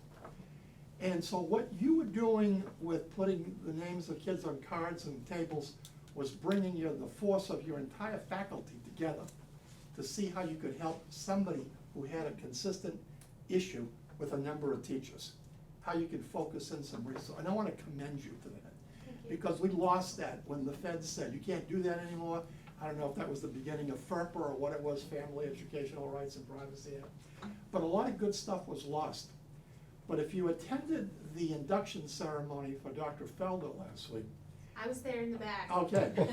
I didn't stay to shake your hand. I gotta tell you something. I was literally like propped on a wall. Well, She was. I have witnessed about 18 of those ceremonies for superintendents in my years with the system, about 18. That was the most powerful message that's ever been delivered by a judge, okay? Judge Beverly Scarlett, and correct me if I'm wrong, Brenda, was the first female African-American judge in this county, was she not? She was. You may not know this, and I'm telling Dr. Felder for her interest, in case you need a gastroenterologist. Her sister is Dr. Yolanda Scarlett at UNC Hospitals, okay, who's also top-notch, and both of those young ladies were products of Orange County schools. And it was because of a whole bunch of people, and of course they came from a wonderful family. Of course. Okay, wonderful family, but she sat along the Eno River and the red clay of the Eno River. Yeah. And when you look at Judge Scarlett, Dr. Scarlett, and you see opportunities that were afforded to kids back then, and without the resources we have today, okay, they didn't have those resources back then. All we had was a 3.5x5 index card. That's all we had, and real chalk. That was bad to inhale, and everybody was throwing it around. What you're doing is good stuff. Please keep on doing that to save the kids, because that's what you have to do. Get to know who the students are and what help each individual kid needs. It's the only way you're gonna help them. I wanted to thank you. Matthew? Follow up on the sideline, similar to what Dr. H was saying. Identifying the students that didn't have enough dots to help them succeed, that's good. I'm for that. Just a quick question, you said you had a waiting list for the library? We do. About how many? I think the last time I talked to Jameson, there were 6, and he was working on some more adult recruitment. They did up their pay rate, which is helping my issue a lot, so that is good. But we're still working on that. So there is the demand for that help. in There our is, schools. yes. When the fact that it's homework help, and we can provide like the HELPS program with fluency intervention, and having the people come that are trained in HELPS, they don't count in the adult student ratio, so that actually gives us, and they do 1 to 8 in their ratio count, and the people that are trained in HELPS that do that intervention while the others are working in homework help and doing their snack and that kind of thing, eventually they then come back in as well. So our kids are getting tons of adult positive interaction people just pouring into their lives every day after school. So it's Monday through Thursday. It runs the majority of the year. But yeah, we hope to continue to put more kids in that. Did a great job, even in pain. Thank you. Any other questions? I just wanted to say, I really appreciated the detail, of how you broke down subgroup data and your plans for improving each group, breaking it down by like number of students. It was really impressive and, shows how much time you have spent focusing on that. And My team did that together. Well- It's not just me, but well, thank you. Yes, Thanks. absolutely. I'm just impressed with it and I, really appreciate that. You're welcome. Thank you. Yeah, I wanted to also say the detail was very impressive, how you broke it down. I also appreciated, how you started off with positive parent contact as setting the expectation that it's gonna be a positive interaction. The Spanish resource library that's gonna be in dual language, have y'all thought about including that in the regular Spanish class for them to be able to So it utilize? actually is located off of the main hallway. It's not in the classroom. Okay, So we converted one of the literacy intervention offices. They're not in their offices a whole lot. So we just bumped them together in one spot and turned that into a resource library. What we've recognized is with the implementation of dual language, but also with the increase in our newcomer population, that really all of our teachers are needing access to these resources to ensure that all of our students have books in their BOB. That's like a bag of books, a box of books, a basket of books, a whatever of books. And so we have all of those resources in there that are accessible for all teachers. We have more work to do in that library, but we just started it last year, and it will continue to be a priority for us. And then in addition to that, in the same space, we have some tech sets that support the units of study that are directly aligned and organized, so the coaches take those when they're going into PLC meetings, so the teachers have the resources pulled. perfect. So also I saw the, the sections where you talk about teacher feels confident and aligning that back to professional development. Are the teachers getting enough time to do professional development? I know there's a lot that goes on. I know there's a lot, and I saw there's an online component, but, do we have adequate resources financially and time-wise for teachers to take advantage of that? So I think that's a bit of a loaded question. It is, So I'm gonna on kind of break purpose. that down a little bit. So a lot of the professional development that the teachers get at New Hope occurs during PLCs. And we try to embed it in a way that is authentic for them, for the work that they're currently planning for instruction. So if we recognize the need for them to work on text complexity or conferring structures so that they have that data to drive small group instruction and how they're utilizing that to plan for the reading workshop, then that's part of the PLC work of probably a couple of weeks, right? It may be that there's an article that they should, read ahead of time and then they come into PLC and have some conversation. It may be that there's a video clip that we grab out of Columbia University from Teachers College and they view that. You can embed it into Edpuzzle, give them some thought questions that they, kind of think through, and then they come into PLC ready for the conversation. As far as a lot of the PD that's provided on Canvas, I would love to say that a lot of our teachers take advantage of that, but the reality is I think at this point, they're so inundated with new curriculum that it's hard. If there's a teacher that has a specific interest or it's aligned to a specific professional development goal, then they may choose to do that, or they may seek outside professional development that's aligned to something that they want to do, and I definitely am in support of that. And lots of our teachers do go to professional development off-site, just based on their need, right? We also have online PD from Participate as part of our global integrated curriculum, and our teachers do 2 modules of that a year, and I try to give them the time to do that during the day where we provide coverage. So Okay. it's kind of a balancing act, and I Right. don't know that we ever get it right, but we try. Yeah, it's just, we talk a lot about the students, but the teachers are who make it happen, and Oh, for sure. just making sure they have well-balanced development and they can grow in Orange County. I wanna make sure that we're doing all we can, at least the board level, to help that. Thank you. Thank you. I was asked to extend an invitation to you tonight while I was here. As you know, we house 2 self-contained DC classrooms at New Hope, and they are phenomenal. And on Fridays every week, you've been asked to have an open invitation to come to New Hope. And this week's menu is sugar maple cookies, hot cider, hot chocolate, or coffee. So it is called the Exceptional Espresso. It's the cutest thing ever.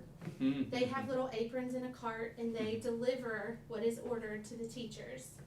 But if you come, they could do curbside delivery, or you could come into their classroom and they would gladly serve you there. All you have to do to participate any week is email me, and they will make sure that they've prepared enough food for you, and they'll prepare your beverage upon arrival. They bake on Thursday, so that's why they ask that we order by Thursday. So the other invitation I would extend to you is Principal's Prize Patrol. Y'all know I started that last year. I do go on Facebook Live when I'm leaving the school. It's a big thing to the kids because they don't know which neighborhood I'm going to. The parents know that I'm coming, but the students do not. So if you'd ever like to ride along, it is quite the thrill. I'm going out tomorrow. I will be doing 2 deliveries tomorrow on Prize Patrol. So it's a fun time if you ever want to go. If you go on to the New Hope website, I do put it on the New Hope calendar so that all families know the day that I'm going out. So if you ever want to join in, just let me know. Do you have balloons too? So we do balloons and pizza, and then I have magnets that I put on my car. All right. So it's really fun. All right now. I'm impressed. Yeah.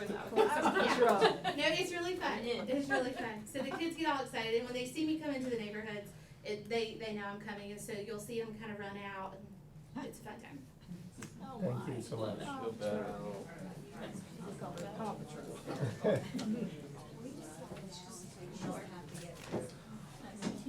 I am going on one of those rides. I am too. I'm so on Can't that. wait.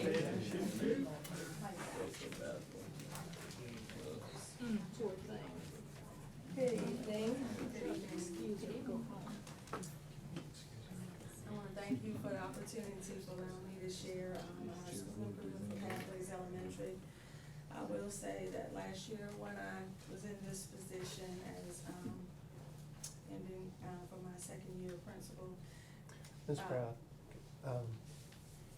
Ms. Wilson, Yes, you do not have to stay.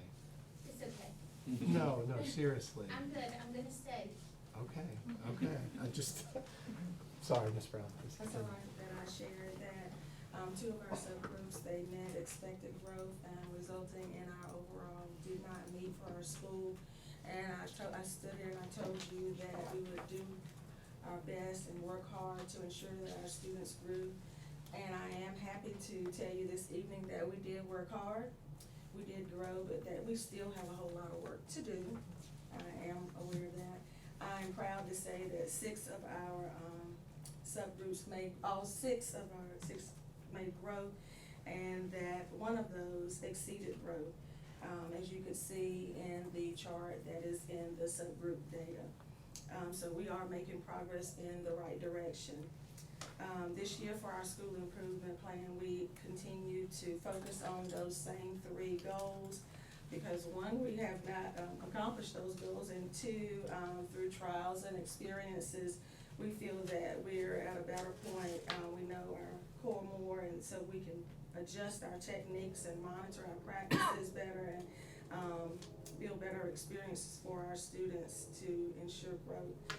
I know you've already received our information previously, so I'm not going to read over all of our action items, but I did want to just highlight that our focus areas are also, like several other schools, to implement a tiered instructional system that allows teachers to deliver evidence-based instruction, align with individual needs of the students. Our second focus area is that all teachers are attentive to the students' emotional states and guide students in managing their emotions and arrange for supports intervention. And our third focus area was the leadership team meeting to provide review weekly implementation and of effective practices. So we're keeping those same three goals. And like some of the other schools, a lot of our work is being done throughout our PLCs. We're doing a lot of training this year because we're trying to build the capacity of our teachers to ensure that everybody's trained, everyone receives the support that they need so that they can be the best for their students, setting expectations for the teachers, front loading when we do those explicit walkthroughs. What are we looking for when we're coming in your classroom? What are we listening for? So providing some of those documents and ideas to the teachers so that they know what we're looking for when we come in. And then basically, something that I wanted to improve on as a principal going into my third year is just telling the teachers my expectations and what we're looking for as a school, where we're growing, and then inspecting, monitoring that, and then providing them feedback, which are areas that I'm working on personally, providing that timely feedback so that they know areas that we're growing for a school. And trying to creatively use the resources that we have. We talked about funds coming up all night, creatively using what we have to get the best outcome for our students. A couple of things I wanted to go over was that we're focusing on, especially in we've talked about the emotional states for our students, talking about, we have a real big focus on relationships, relationships with each other and our staff, relationships with our students and parents. And one of the things that I charged all the teachers with this year was giving a positive phone call to all of our parents in our school. That'd be the first point of contact for every student. We did it, the goal was, I think, mid-September, so that the first time parents heard from us, it was not something that was negative, just to start the year off right. And then we are, even though we're not all trained on capturing kids' hearts, some of our staff members have done that before, and so we're just using a few components out of that, standing at the door, greeting all students, establishing relationships and other bonding activities. And you know, we've all talked about we must meet the basic needs of the students in our school, and before we can get to the academic needs.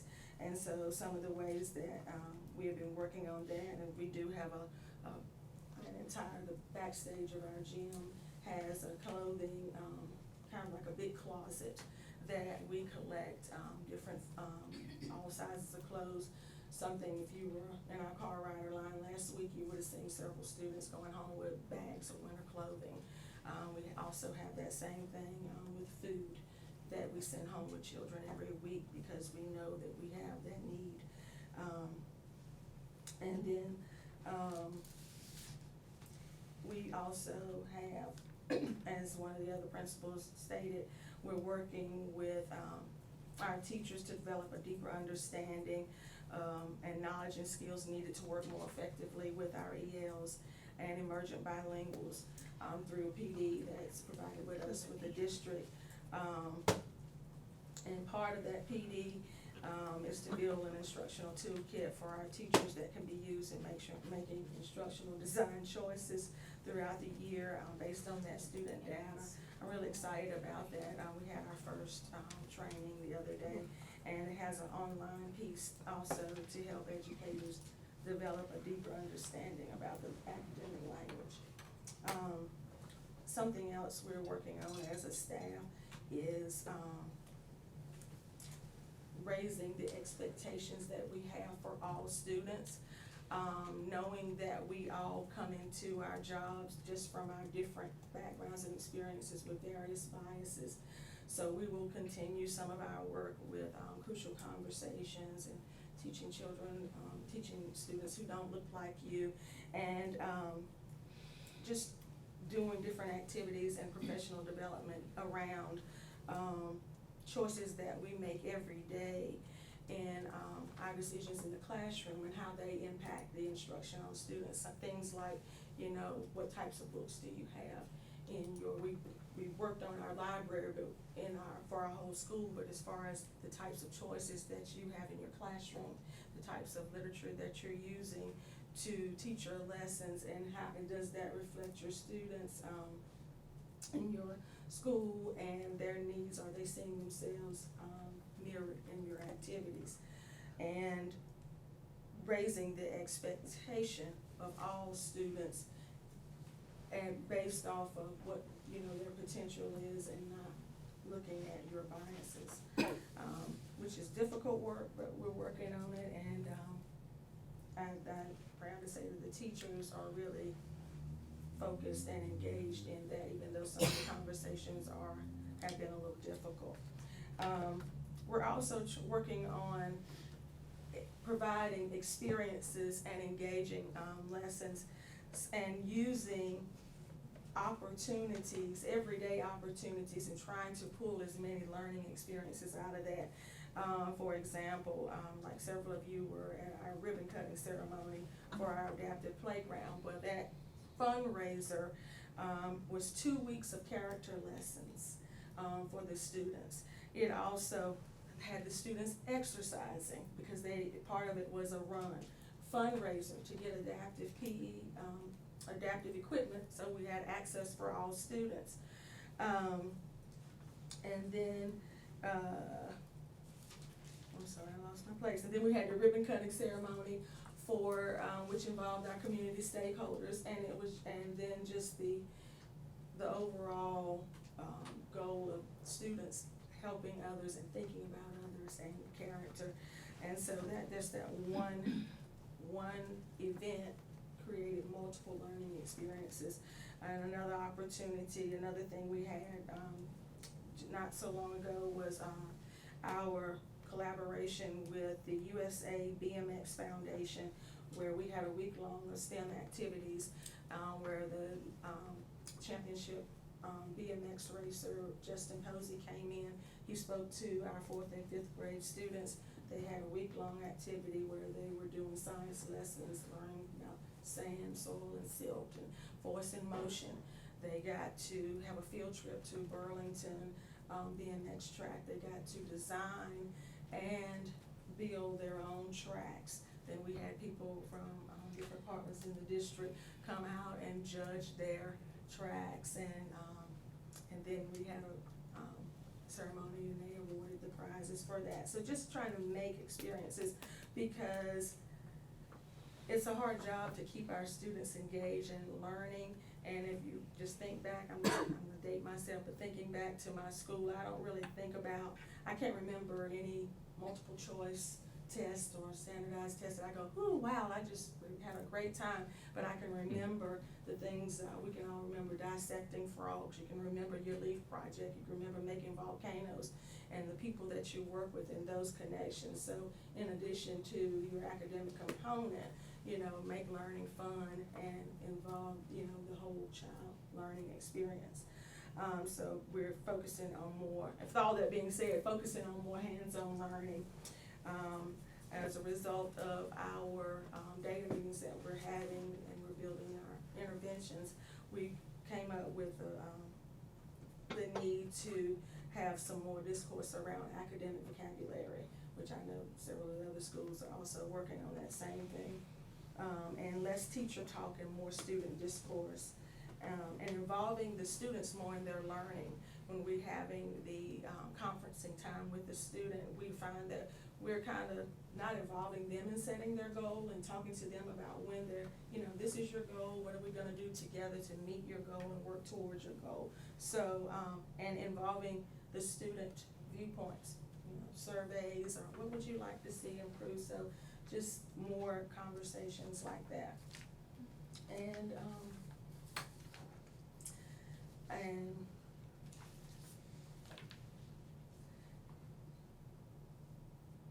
creatively using our resources to meet our student needs. And so we have a lot of work to do. We're up for the task, and thank you for your time and support. Any questions from the board? Rich? Similar question, how much involvement do you have from parents, grandparents in your student lives? I have a lot of involvement. We have a lot of grandparents and aunts and uncles who are the primary caretakers. We have a lot of shared housing. What percentage of your students would you say that's applicable to? Over 50%? Easy? In fact, the day of the ribbon cutting was grandparents' Grandparents' breakfast. Day. Good. So, I would have been there, but that's when my sickness came at 3 a.m. that morning. That's wonderful. Yes, sir. It's important. So one, I'd like to thank you on behalf of the board for inviting us to the ribbon cutting. We appreciated seeing it. I also wanted to take a moment to commend Coach Maria. A lot of what you mentioned about the availability of everything, the behind the curtain, if you will. And the reason I know about this is we use Dojo, and in fact, I have it open where she's got parents, you know, here's some of these things. They don't have to be new. As your kids outgrow them, please consider. And most of all, she has her phone number here for all parents in the whole school to do that. She has a list specific of shirts, jackets, you know, shoes, pants, skirts, and it's just a wonderful thing. And while we were at the ribbon cutting, one of the assistants came up and said to me that, hey, you know, we had water play day, and there were some kids that didn't have appropriate shoes, and they went over there and they showed it to me. They go, yeah, they just go in. There's not a, you know, you don't have to talk to anybody. Right. You just go in and get what you need and leave. Right. And I think this is why a program larger at the district level would meet more needs, just knowing where these things are needed, because it's just so valuable to all our needy families. So Yes. please extend a thank you to her. Thank you. Thank you.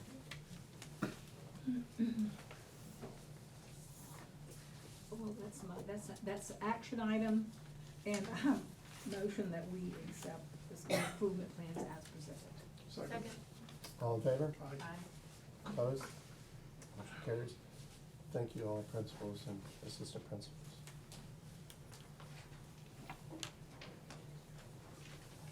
Can I make a comment before they leave, Mr. Marks? Sir. The only thing I figured out after 15 years as a high school principal, that the most important work in the school system was not at the high school. It was at the elementary school. And that's where the rubber meets the road. And if they don't leave the elementary school with all the necessary skills they're gonna need, it could be a horror story for the next several years. So the work you all do is so critically important to the future of all of these young kids. And I just want to thank you for your presentations tonight, for all of your efforts, and on behalf of all of your staff, because I know the parents truly, grandparents, parents, aunts, uncles, appreciate each and every one of you, and thank you. Every day. Thank you. Thank you.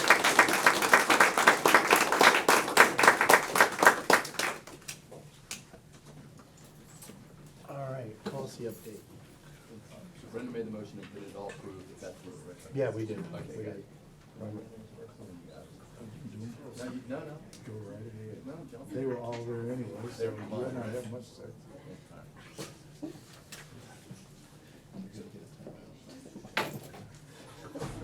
Everybody in this room right now heard you, I mean, just tell them you get section 8. Yeah. That's it. Yeah, so, first policy, update is on the first reading, it's a minor change, two minor changes. One, just to be more explicit on charges for public records, and the other two, make sure that we included the most recent link to the Department of Archives retention schedule.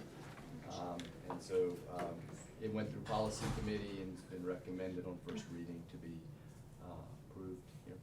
So that's the first policy. Motion to approve. Second. All in favor? Aye. Opposed? Motion carries. The second policy change is really just a clarification. In fact, I thought it was what the policy said when I looked at it. But in any event, it makes it clear that there's 3 standing committees, ongoing standing committees of the board, budget, student achievement, and policy, and removes the fact that those standing committees need to be reapproved every year, so that they're existing committees of the board. Chair does appoint membership to them, but they're existing subcommittees of the board. That's it. Motion to approve. A second. All in favor? Aye. Opposed? All right, thank you. All right, do we have? Motion to adjourn. Second. All in favor? Aye.